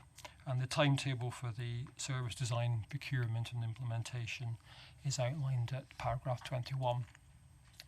And I'm happy to take any questions that members might have. Thank you, Sandy. Mrs. Broadley. Thank you, Chair. Some years ago, each area, we had more providers per area. And then it was decided to have less providers. And when you went onto this system, I know there were some issues at the time. So what you're now saying is that we're going back to the old system, really, then, is more providers. That this system of having just so many key providers obviously hasn't worked out as it should have done. I'm trying to be generous. So therefore we are going back to having more providers in certain areas. I understood that you weren't saying it was in all areas, but in certain areas you're going to have more providers to be able to cover the service needs. You also mentioned that the rural areas will be at a higher rate. Now, I understand why that is, because obviously it takes a lot longer to get around and everything. But does this mean that you will be lowering the rate in urban areas, or is this going to be an additional cost for the rural areas? Thank you, Chair. Well, I think the approach is to have a much more differentiated approach to how many providers there are in a particular area, and to some extent, I think we have learned something where the approach to having a lead provider in every lot was a mixed success. In some areas it worked well, in some areas it worked less well. And that really has been the pattern throughout the period since 2016. So I think where you've got what is predominantly an urban area, that lends itself to a smaller number of providers. And where you've got a large dispersed rural area, it doesn't really make sense for there to be a single provider, and you may be looking at quite a large number of providers in some areas, really a kind of an open approach where anyone who can provide, who meets our quality thresholds, would be able to do that. So it will be different in different areas. So I think it's not saying it's either the previous approach with lead providers or the old approach. It's going to be a mixture in some ways of the two, getting the right pattern depending on the kind of area that it is. But I think overall we are going to have we're not necessarily going to have more providers than we have now, because we already use quite a high number of providers. So we're actually using about 50 providers at the moment. So I expect that we're probably going to end up with a similar kind of number, because we're actually interested in working with the providers who've got the workforce, because that's the key issue. The key issue is not who the providers are. It's who's got the workforce to actually provide the support and care that we need. In terms of the pricing approach, it's likely that the overall cost of the approach to having a higher price in the rural areas to the urban areas is likely to be kind of broadly cost neutral, I think. And one of the reasons it can be that way is that the great majority of care is provided in the more urban areas. So you can make a relatively small reduction in that to achieve a very large increase in the price in the rural areas. So roughly 80 to 90% of the care is provided in the more urban areas. So you can actually increase the rural prices quite a lot, having a very small effect on the price paid in the urban areas. But what I'd say is the aim is to make the price reflect the actual cost of providing the care. So the provider should be making exactly the same proportion of profit on the urban and rural work. That would be the aim. It wouldn't be to create one that is kind of more profitable than the other. It's to have the costs to reflect what the actual costs are. So the providers shouldn't lose out, because they can make the same return wherever they get the work. Mr. Crooks.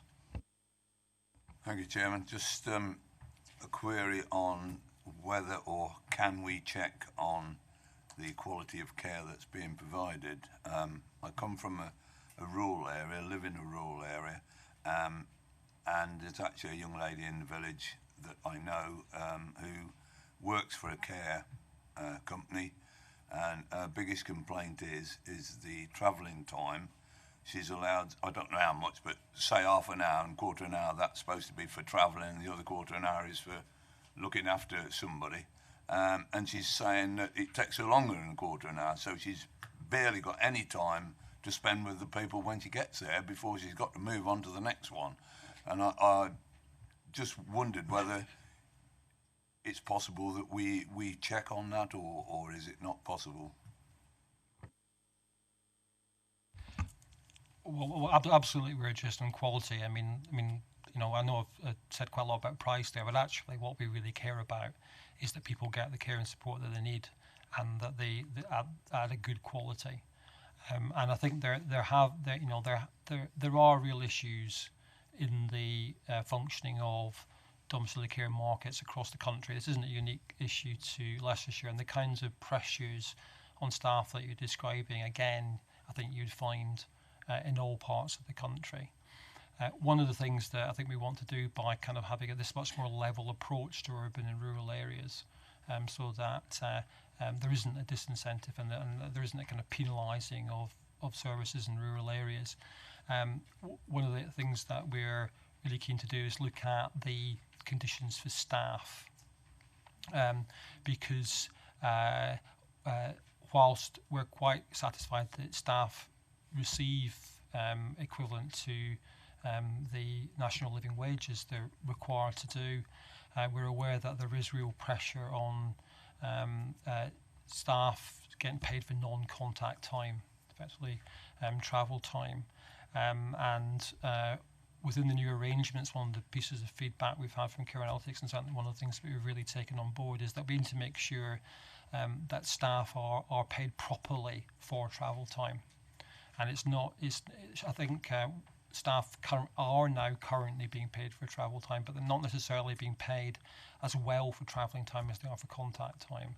And that's something I think that we're very keen to address, and probably we can make significant improvements in the quality of care by making sure that staff do get paid properly for travel time.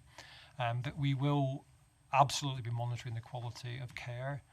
We do monitor the contracts, and we do monitor the quality of care, and we do check with service users, and we do follow up complaints, and we do ensure that those issues are picked up, and we will not use providers who regularly breach our care standards.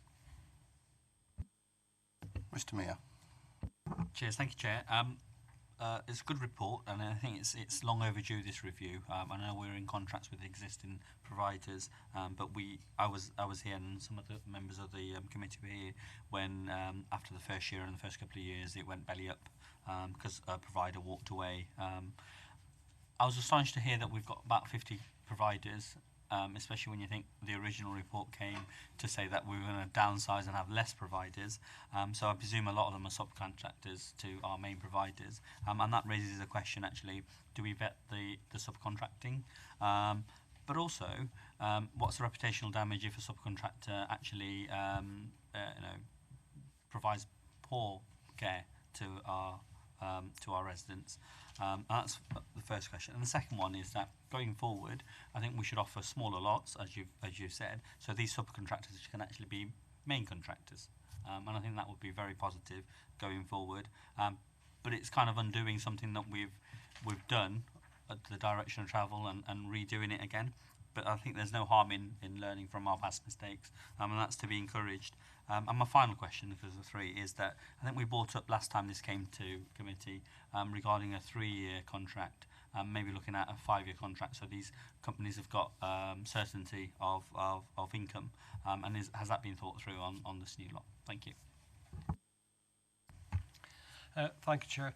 I think I want to differentiate between subcontractors and supplementary contractors. So a subcontractor is someone where we've contracted with a main contractor, and they then choose to subcontract it to a third party. In relation to that, we do require that providers tell us where they're subcontracting, and we do have to satisfy ourselves that those subcontractors are organisations that we are happy to be providing care. But actually, most of the 50 contractors I'm describing are actually none of those are subcontractors. Those are people who have a contract directly with the council. So in addition to the lead providers, we have got supplementary providers who essentially fill gaps. So some of those 50 do a significant amount of business, and some of them might take 2 or 3 individuals in one small part of the county. So they haven't got an equal share of the cake, as it were. It's very different. But those are organisations that are directly provided with with the council contract, and we are monitoring the quality of care delivered. And in relation to the issue around the size of the lots, I think I want to say is that we're not necessarily having smaller lots, and actually some of the lots might be bigger. They're just going to be very different in size. So where you've got a single town, it probably doesn't make any sense to have Hinckley as 2 lots. It probably makes sense to have it as 1 lot. But there are quite small rural areas where there probably isn't any sense in those being linked to another rural area, because they are, you know, a kind of a single population centre on its own, and there's no point in joining up with another population centre if staff don't really travel between the two. So we may have a number of really very small lots and a number of significantly bigger lots, both either geographically or in terms of population. And I think there was a third point I might have forgotten. Oh, the length of the contract. Oh, yes, thanks for that. Yeah, in terms of the length of the contract, yes, we very much noted the comments made by the committee, and we will take that into the soft market testing, which we'll be undertaking. So the current contract, yes, it was a 3-year contract, but it did have the opportunity to extend by 1 + 1 years. So it is in effect a 5-year contract. But we will be discussing with providers about what's the opportune length of contract, and maintaining stability will absolutely be a focus of both the procurement and the implementation approach that we're taking. But I think we have got to balance the issue of, in terms of length of the contract, against we don't want to tie ourselves into arrangements that we can't change, whilst wanting to maintain stability. And I think striking that balance will be one that we'll take into that discussion with the providers. Mrs. Fryer. Thank you very much, Chair, and thank you very much for the report. I would just like to pick up a couple of things that have been made. I think it is most important that when these contracts and these supplies go, that there is some reasonable amount of money paid for travel time. I think if you're only getting small amounts of money for the time you're travelling, and that cuts down on the service you can give to the customers, which they are, is the fact that also it adds stress to the carers. If they know that they've got a limited amount of time that they're being paid for, by the time they get there, they're already stressed because of, and I think also, I don't know how you do it, and I don't know, but I would hope that our people that contract to us have some form of common sense at times. I live in Barrow-on-Soar. It took me an hour to get here this morning. Roads are closed, flooding, accidents, road repairs, closed for maintenance.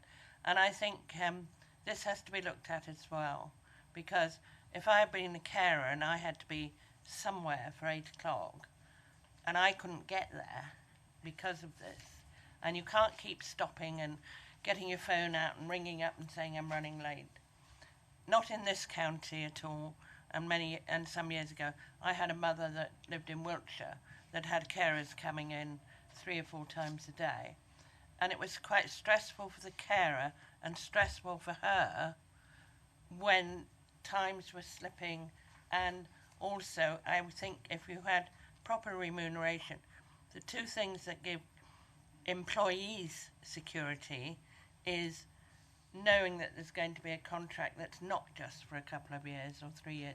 There is some stability, as Sandy has already mentioned, but also it gives continuity and security to the customers, to the patients, or the people that are having the care. What you don't want is knowing that you know, I've got used to these people coming in. Now the contract's being changed. Who is it? Who's coming in? So I think, yes, I think it does have to be looked at. And you're just going to put forward to it. But I think the people that are running these suppliers, the people that are actually taking the contract, it's difficult for them sometimes to get staff, but it is a growing market. More and more people are going to be living alone at home. So it is an expanding market in many ways, but therefore the remuneration's got to be right. Thank you. Yeah, thanks, Chair. I think I'd agree with all of that.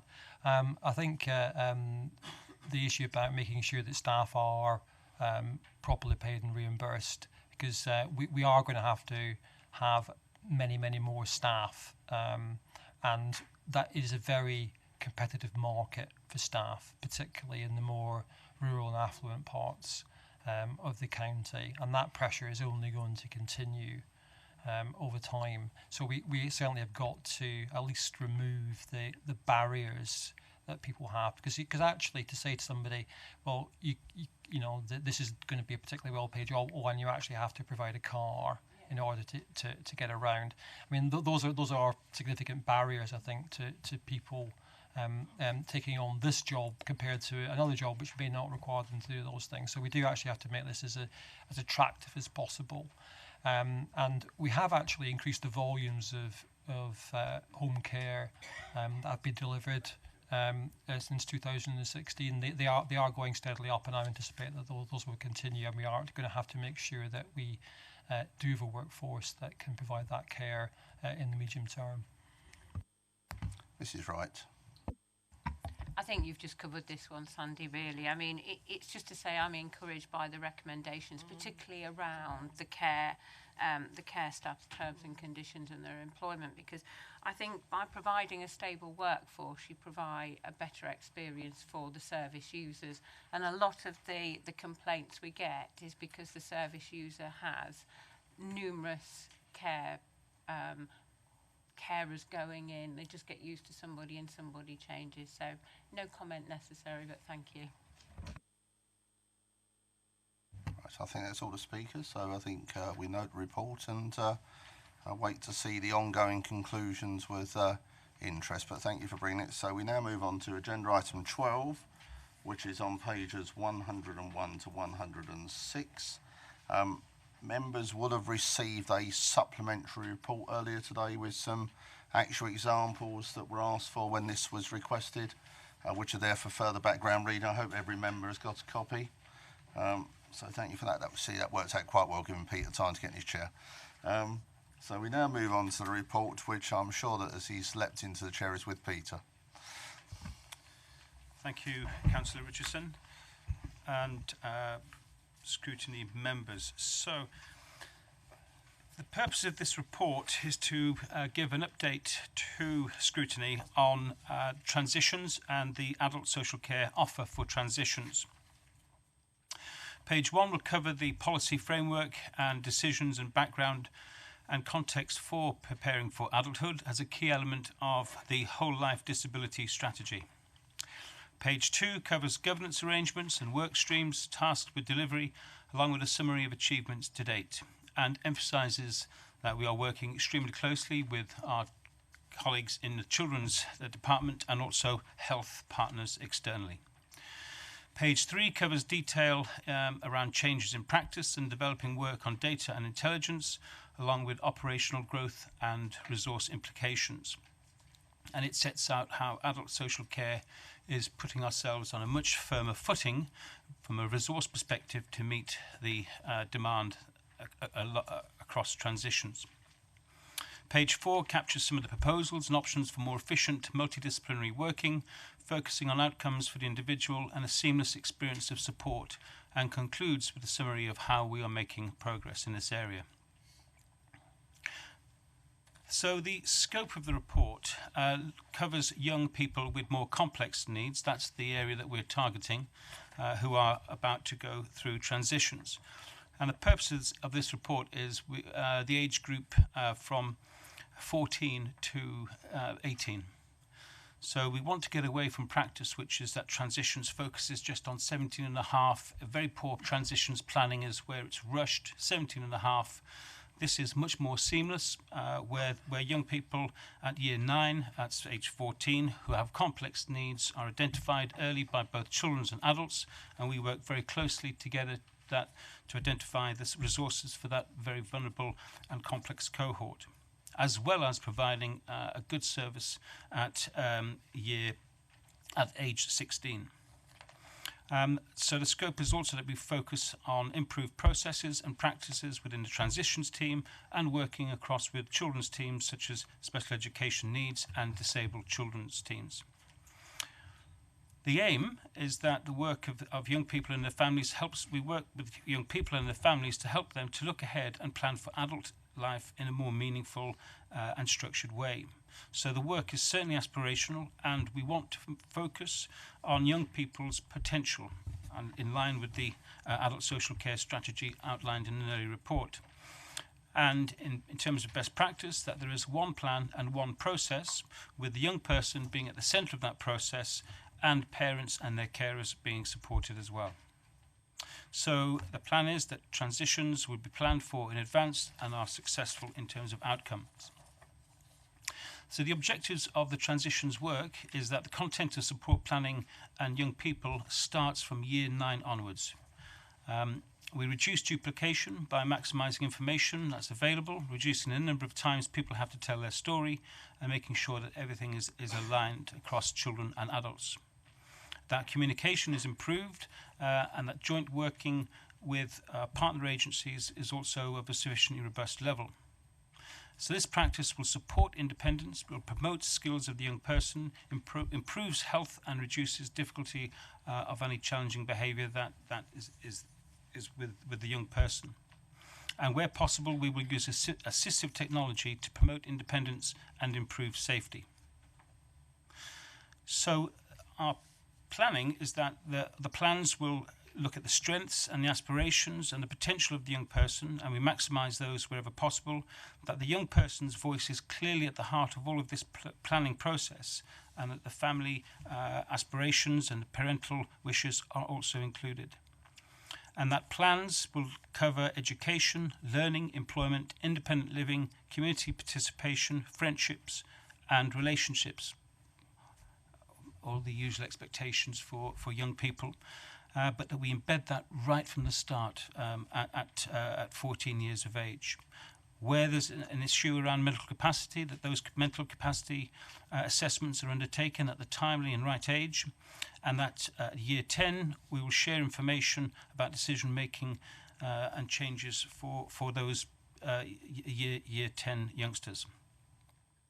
From year 11, that's 16 years of age, we hope to have better use of mental capacity, mental health assessments, and more robust provision for that age group.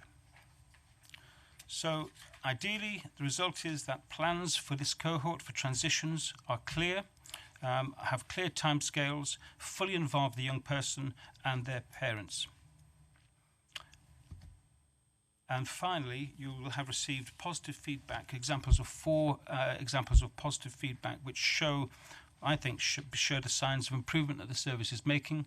And these have been unsolicited. Obviously, we've redacted where obviously for anonymity purposes, but they show testimony that indicates the improvements that we're making across this service, and it reflects the investment that we've made. Thank you, Peter. Mrs. Broadley. Thank you, Chair. Thank you for this report. I must say I think it's an excellent report.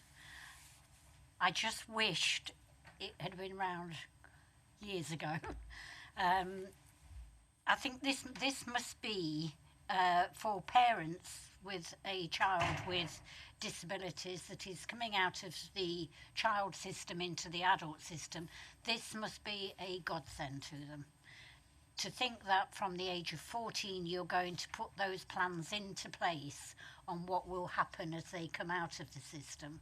I know years ago my cousin, who has a son, he's in his 30s now, there was nothing in place for him. She worried herself to death over how things would go. So to see this document, I think is brilliant, and I thank you very much for it. Mr. Mayor. Thank you. I want to echo some of the comments and just add, it's nice to see a report with growth in.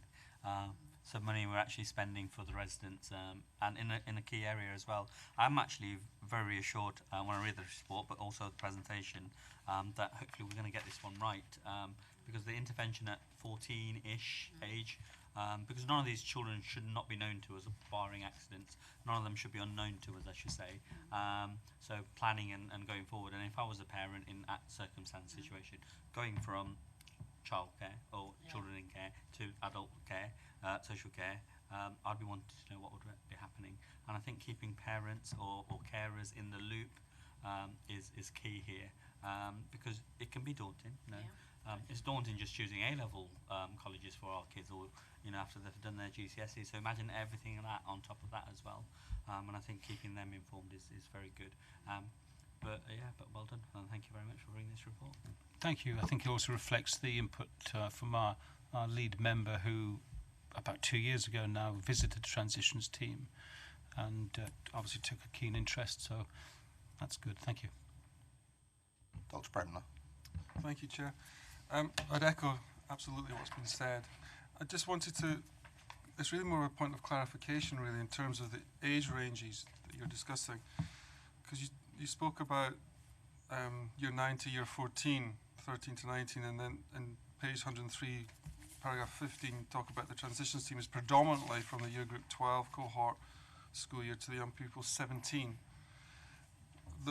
I might have misunderstood something, but just in paragraph, go back a page to 102, in paragraph E, it says the proposal focus on the cohort of transition age 14 to 25. And then on 104, again, rather than 14, it says 13 to 25 in paragraph 21. So I'm wondering whether, I just wanted to know how wraparound this proposal is. Is it to 17-19 or is it to 25? Well, if you were to step right back, every year there are upwards of 4,000 education, care, health plans.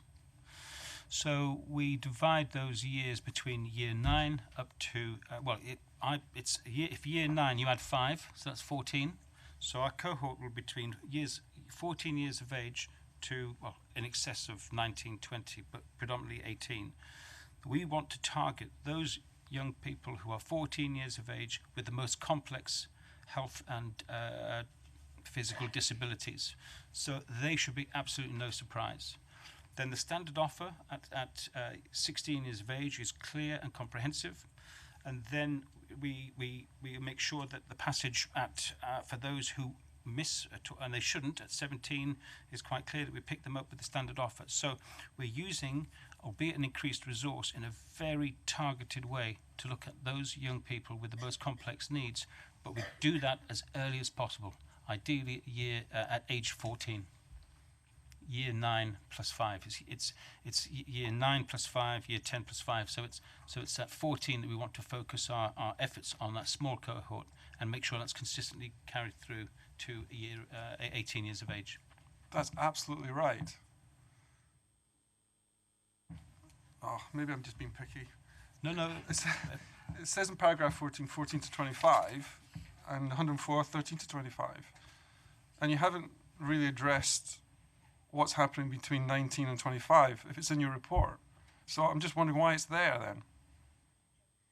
Because there's a continuing responsibility post-18, and that is particular for some of these young people who've been accommodated under the Children Act, and also, transitions really takes, I think transitions is 14 to 25 for these very challenged young people. So it should be, in practice, it should be a seamless service working across children and adults.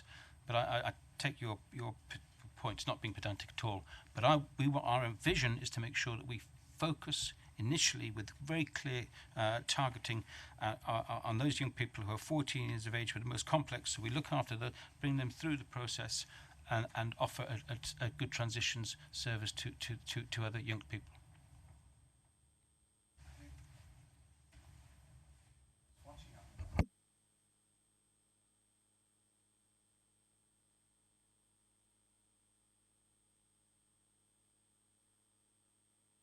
Thank you. Right, I don't think there are any further questions. I think I'd comment on the point we made is that this says to us that children's and adults departments are working together to make sure that nobody, and we mean nobody, falls down the cracks. So I think we'd like to commend the officers and the portfolio holder and a deputy or support, whatever you'd like to call yourself, for actually bringing this. I mean, I think the point has been made that paragraph 10 says it all, that there's been heavy investment by this council in this area because it's been recognised as the point that Mrs Broadley made, that we are now providing a far superior service than was provided even 10 or 15 years ago. And I think that should be welcomed and shows that this council, despite financial difficulties, is ensuring it does the right thing by the most vulnerable in our society, and I think should be commended. I don't know if Richard wants to say anything on this point, but I think we really do like this report. I will do actually, Gemma, because actually when I interviewed everybody and I took over this job, the one meeting that said we were doing badly by our people in our organisation with transitions, that was just a lack of communication between children and adults. They think differently, they do a different job. Same people, different situation when they're children and when they're adults. So, and the only caution I'd say is that we've started it. I can't sit here now and say this is going to get it right. You've raised some concerns already. It is quite a challenging area, and we were behind the curve before. This brings us somewhere like where we'd like to be, but I don't think you can tick the box, say this is done. This is going to need quite a lot of work, but a very good officer you've just heard speaking about this. He's really passionate about this, which is why you've heard that today. He wants to make it succeed, as do all his team, but it was an area where we were failing before. I'd like to say, Richard, thank you for being so honest with us and letting us know that you're keeping your finger on the pulse and will ensure that this service moves ahead and is not forgotten as being the job done. It's half done and on the way there. So we now move on to agenda item 14, so 13, isn't it? Which in some ways we possibly should have done before agenda item 11, I suspect, which is a report entitled Inspired to Care, which is on pages 107 to 112, and is... Have I done that one? No, I haven't. No? No, I'm on the ball here.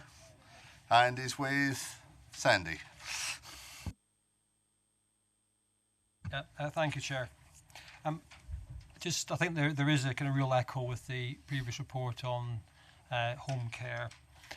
With workforce is really a kind of key issue, and I think everything really hinges, I think, on the quality and availability of workforce in terms of how we can deliver the care and support that people need, and ensuring that actually we've got enough staff and staff with the kind of key skills and competencies and the key support they need is really one of our key risks in the medium and long term. Most of the care workforce works in the independent sector, so is not employed by the council. The council's a relatively small employer of the care workforce, and the care workforce is going to continue to expand, and the council's role as a direct employer is going to remain relatively small as that expansion takes place.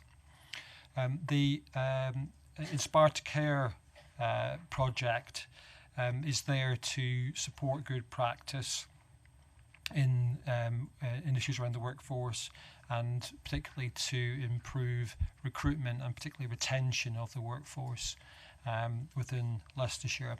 So this is something that we're probably at the kind of leading edge of what's being done nationally in terms of actually taking a proactive approach to supporting employers in these areas. So that we've really had some recent recognition being where we've been shortlisted for an award in relation to that work. It's something we've had a lot of interest from other councils in the work that we're doing. I'd say characterise the work that's taking place is really around supporting employers.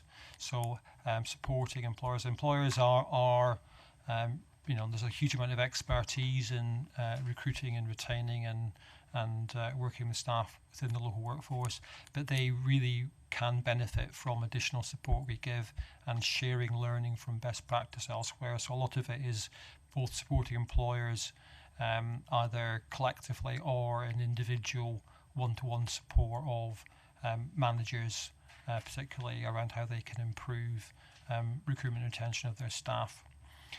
We've developed a website, an Inspire to Care website, and the link is contained within the report, and I'd really encourage members to have a look at that website and look at all the material that's on it, very much about promoting positive stories about working in adult social care, and there are direct links that people can use to access career opportunities with employers. We've also supported the Leicester Mercury Care Awards, which is an annual award, very much about trying to promote and celebrate good practice and recognise the achievements of staff. We've got a network of ambassadors whose role is to go out and promote and tell people about the good things which were happening, and a range of career events. So we're looking to expand that work and try and support as many employers as possible, and to work with our partners really to make adult social care a place that people want to work and carry on working within Leicestershire. You've dumbstruck everybody, Sandy. You've stopped them in their tracks. And I think that's because we welcome this. I know John's mentioned it several times in reports, which is why this report has come. But it's nice to see what we're doing. I mean, the figure that staggered me was paragraph 2, 6% of the total workforce. I mean, it's staggering when you think about it in that context. And as you say, anything we can do to make people understand it's a career, and a vitally important career, I think is something we welcome. Oh, sorry, we have a question now. Mrs. Broadley. It's not so much of a question, it's the fact that good luck with this. Because personally I think you're going to need it.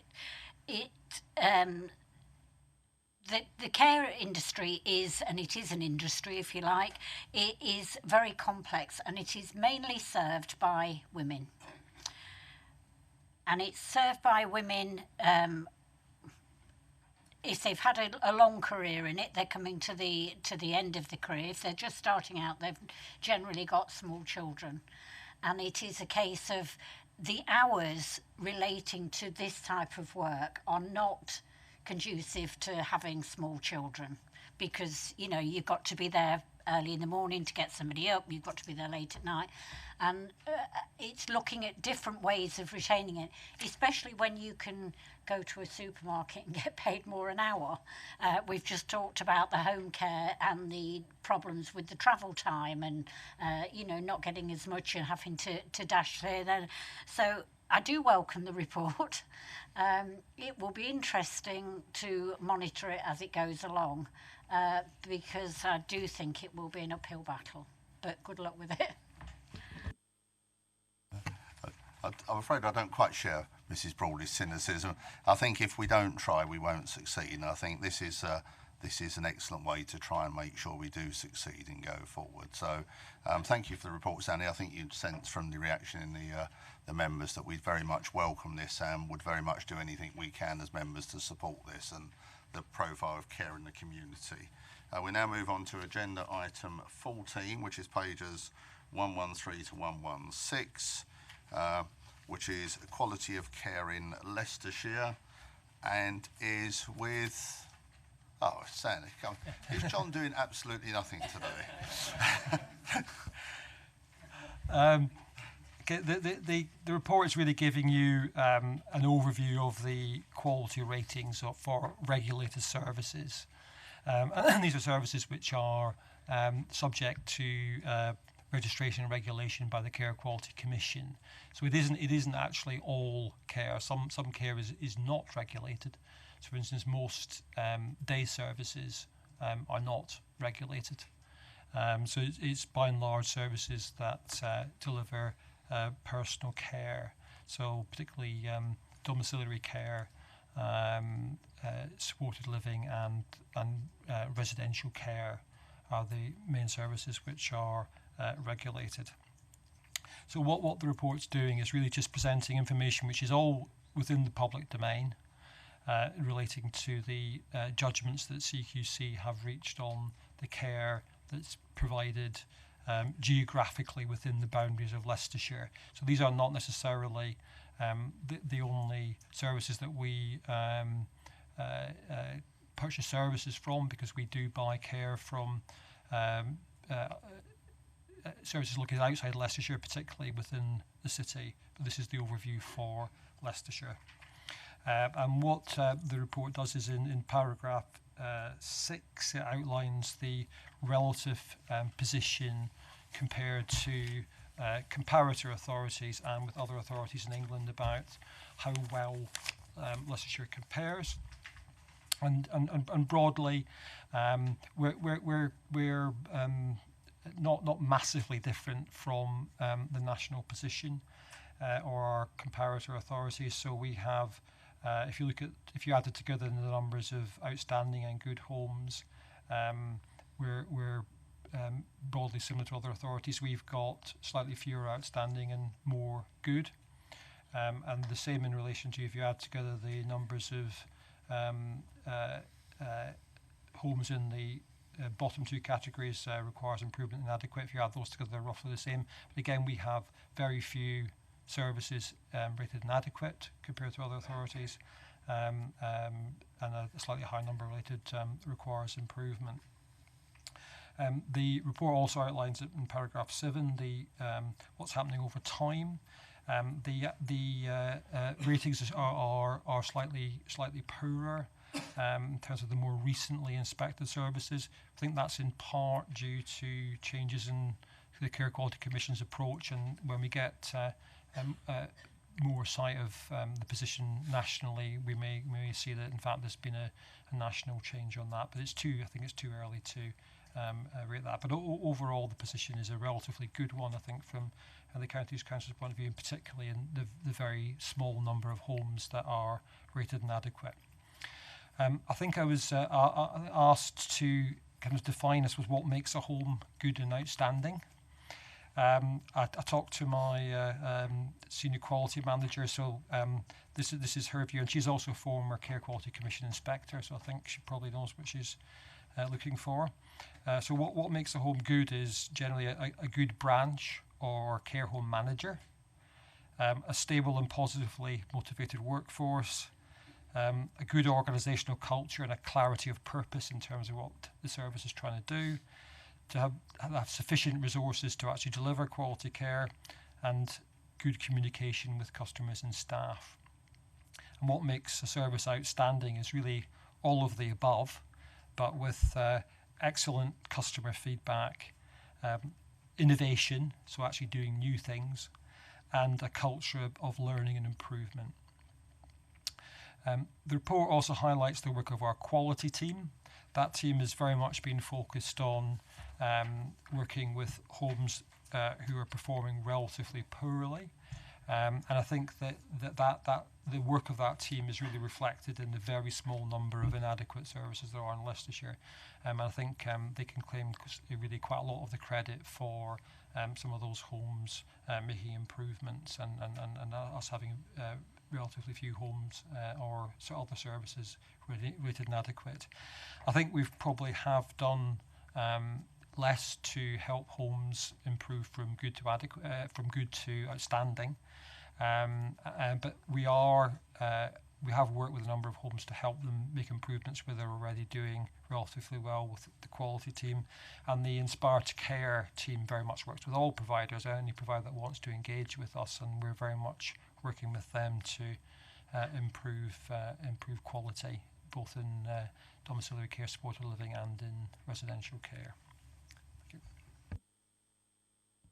Just before I go to Mrs. Broadley, Sandy, I think we concluded in the pre-meeting that the red box in the inadequate line shouldn't in fact be red. It should be, we observed green, we felt. Would you agree with that? I agree with that, yes. Right. So if members can read that red box as green, we'll all be happy. And I think if we're in a sort of minutes, that's how the members of the public are aware. Mrs. Broadley. Thank you, Chair. Yes, I did mention at the pre-meeting about the good, which is the figures are are good, and that I did ask what we were doing to help them get from good to outstanding, so that we not only match the national average, but we beat the national average. And I did understand from what was said that obviously at the moment it's getting people that require improvements or are inadequate, getting them to be good. And it was just a comment really to see if we can get those that are good, and like you say, the inspired care hopefully will do that, so that next time we get this report we will have a lot of outstanding rather than good.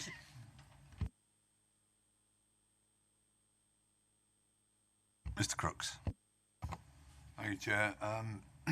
On page 114, I'm not sure whether I'm reading it right, but it seems that 36% requires improvement.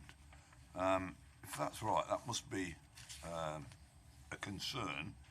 And the other thing that I was querying was on bottom of page 113, it talks about unrated, but I can't find out what that actually means. I presume that not been visited or something like that, or not been checked. Yeah, thank you, Chair. I think the figure is correct. I mean, it's based on a relatively low number of inspections. So those are just of the more recently conducted inspections in 2019. And the report does highlight that is an area of concern. And if that carries on, it would have an effect on the overall scores. But as I alluded to, the kind of the way in which CQC assess has actually changed, and they've made it slightly harder to get good than it was previously. So to some extent it may be kind of the goalposts moving to an extent that's caused that change. In relation to unrated services, it literally is that they have not yet been rated. So these will be services which have registered relatively recently, and their first rating has not yet taken place. So CQC work on a risk assessment basis, so they will prioritise services where there are concerns for an earlier inspection. So if a service registers, there are no concerns being raised, they may have to wait for quite an extended period before their first inspection and rating, and that just means that those services have not yet been rated. Mrs. Wright. It's probably just stating the obvious, really, paragraph 4, where we see that we've got over 1,000 fewer beds available compared to other authorities, and also 50% fewer nursing beds than other authorities. And going forward, it's coping with the capacity of an ageing population, I suppose. That's where my concern comes from. And the competition around county council funded residents as opposed to self-funders, because self-funders are obviously seen as more lucrative and would probably take preference if against our own residents for funding. And it's just an observation, really, and a concern that I'd like to raise. Thank you, Chair. Yes, I think it's an interesting point, because how many care homes do you need?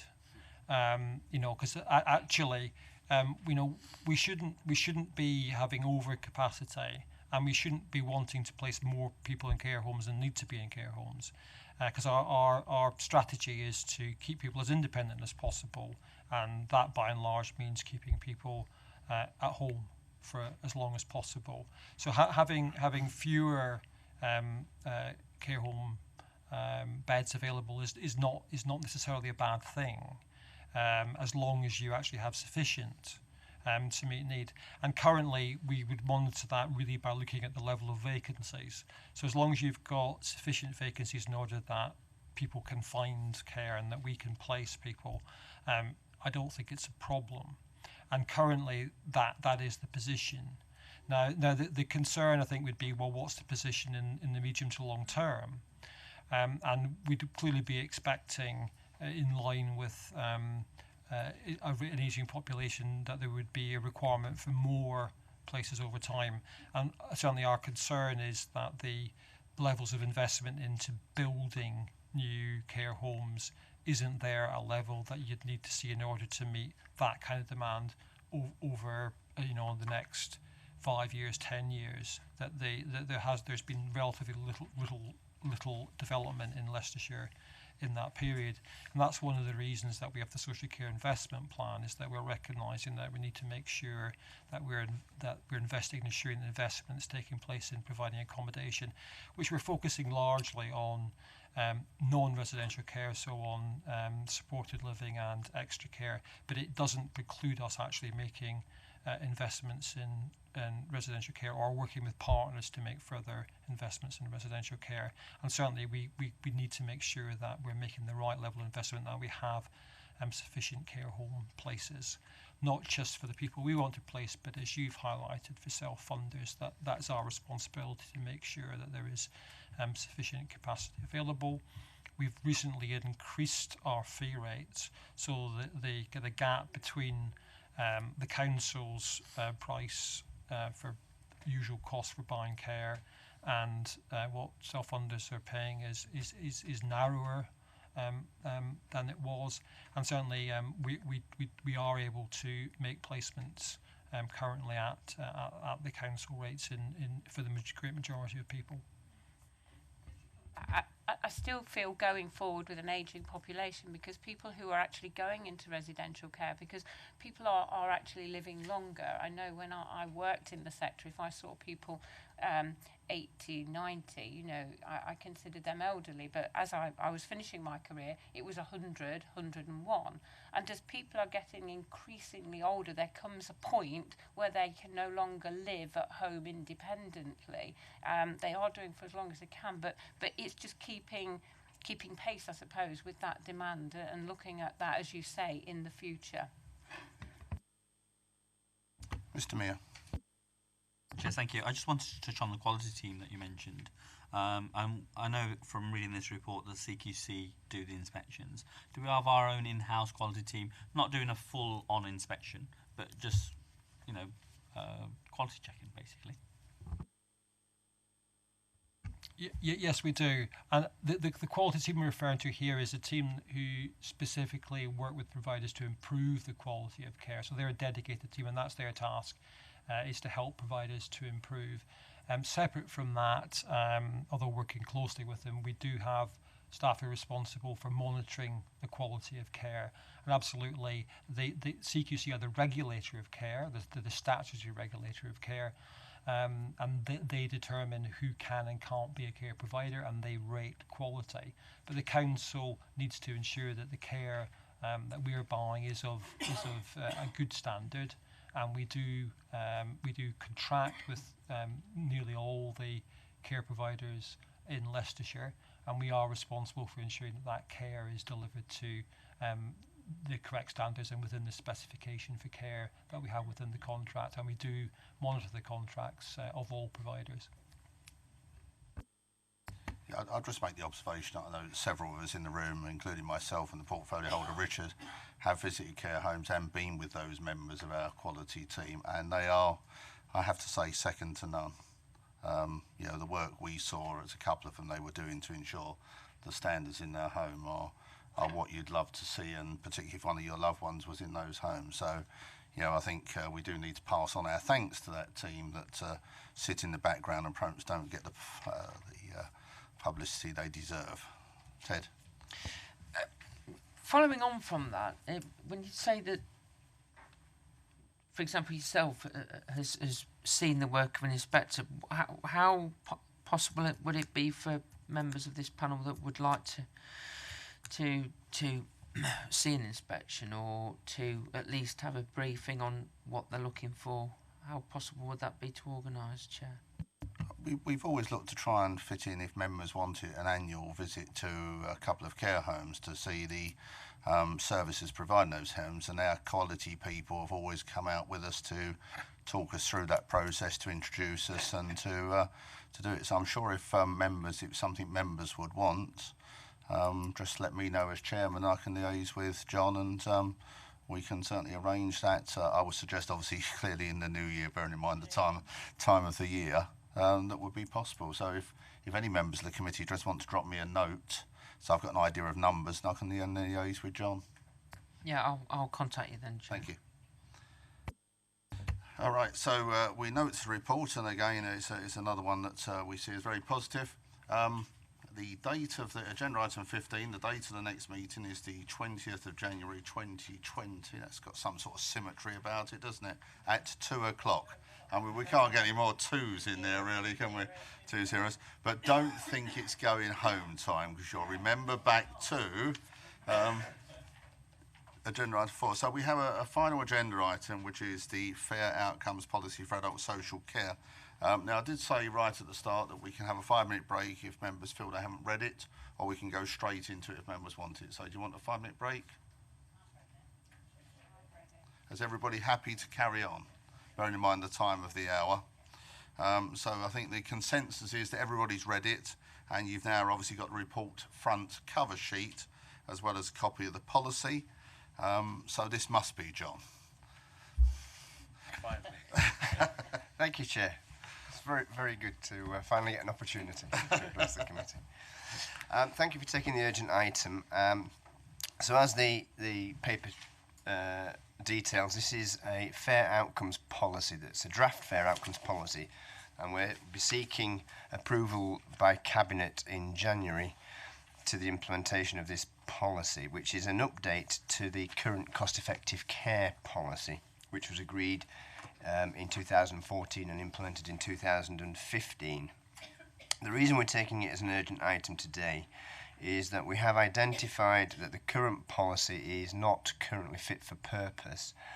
We've identified that partly through some feedback that the department has had from colleagues in legal services, but also following a complaint which the department received last year, which was related to the way that the department calculates personal budgets and the relative sums that the council would pay for a particular form of service compared to when an individual might have to have a top-up payment for a preferred service if it's more costly than a service that the council can contract. So this policy, this updated policy, will be going out to engagement over the course of the next 8 weeks. So we'll be engaging with people who will be affected by it, for people who use services, carers, etc. We obviously wanted to bring it forward for members of this committee to have sight of and to have a view of, and obviously any comments that are made through the committee or by individual comments and feedback to the department will be reflected within the Cabinet report in January. Essentially, the policy updates the existing policy in a number of areas. The first is that we have been much more explicit within the new policy around well-being and the concept of well-being as it's defined in the Care Act. So the previous policy didn't mention well-being, it just talked about how we determine the cost of care. Obviously, the Care Act is the central principle is that of well-being, and we need to reflect that within this policy. The policy is very clear and explicit that we take each case on its own merits, and that every individual is assessed individually. There is no cap on the cost of care. That's very important to state. So whilst we don't have a cap on the level of care that or the level of service that a person may require, we do have contracted services that we have negotiated the price of as part of our county council frameworks. So, for example, if you have a requirement for a home care service and the county council has a home care service that we contract with at £18 an hour, and that's available to meet your needs. If you, as an individual, would want to have a different service that might cost £20 an hour, the county council is very clear that whilst we're very happy to meet your needs, there's no cap on the care. There may be a requirement for an individual to top up the care package if it's more expensive than the contracted care package that the county council can provide. We've also made it clear in the new policy that the arrangements that we talk about within here, the principles that we are citing in here, are applicable to carers as well as to service users, albeit that at the moment we don't charge for carer services. But nevertheless, the principles around assessment, support planning, personal budgets are the same for carers as they are for service users. And obviously we want to ensure that we have a fair and consistent application of the new policy. So once the policy has been agreed, we'll also be developing practice guidance for staff to ensure that we can roll this out and train staff, and that all staff are aware of the new guidelines. So that's all I probably want to say at this point. Thank you, Chair. Looks like you've escaped questions. I think on behalf of the committee, I'd say thank you for this. We sometimes say that it would be, we see these after the event rather than before. So thank you for bringing it before the event. I appreciate short notice. I know members had a chance to look through it. I would urge all members, if they do think of any questions or comments, to pass them on to John in the usual way. But just to say thank you to John for making sure we saw sight of this before it went out for consultation, and being honest with us about exactly how it's arisen and why, and we're safe in the knowledge that we're getting our policies in order. So with that makes that the last agenda item. So I can close the meeting at 4:35, and thank you all for your attendance and participation. Thank you.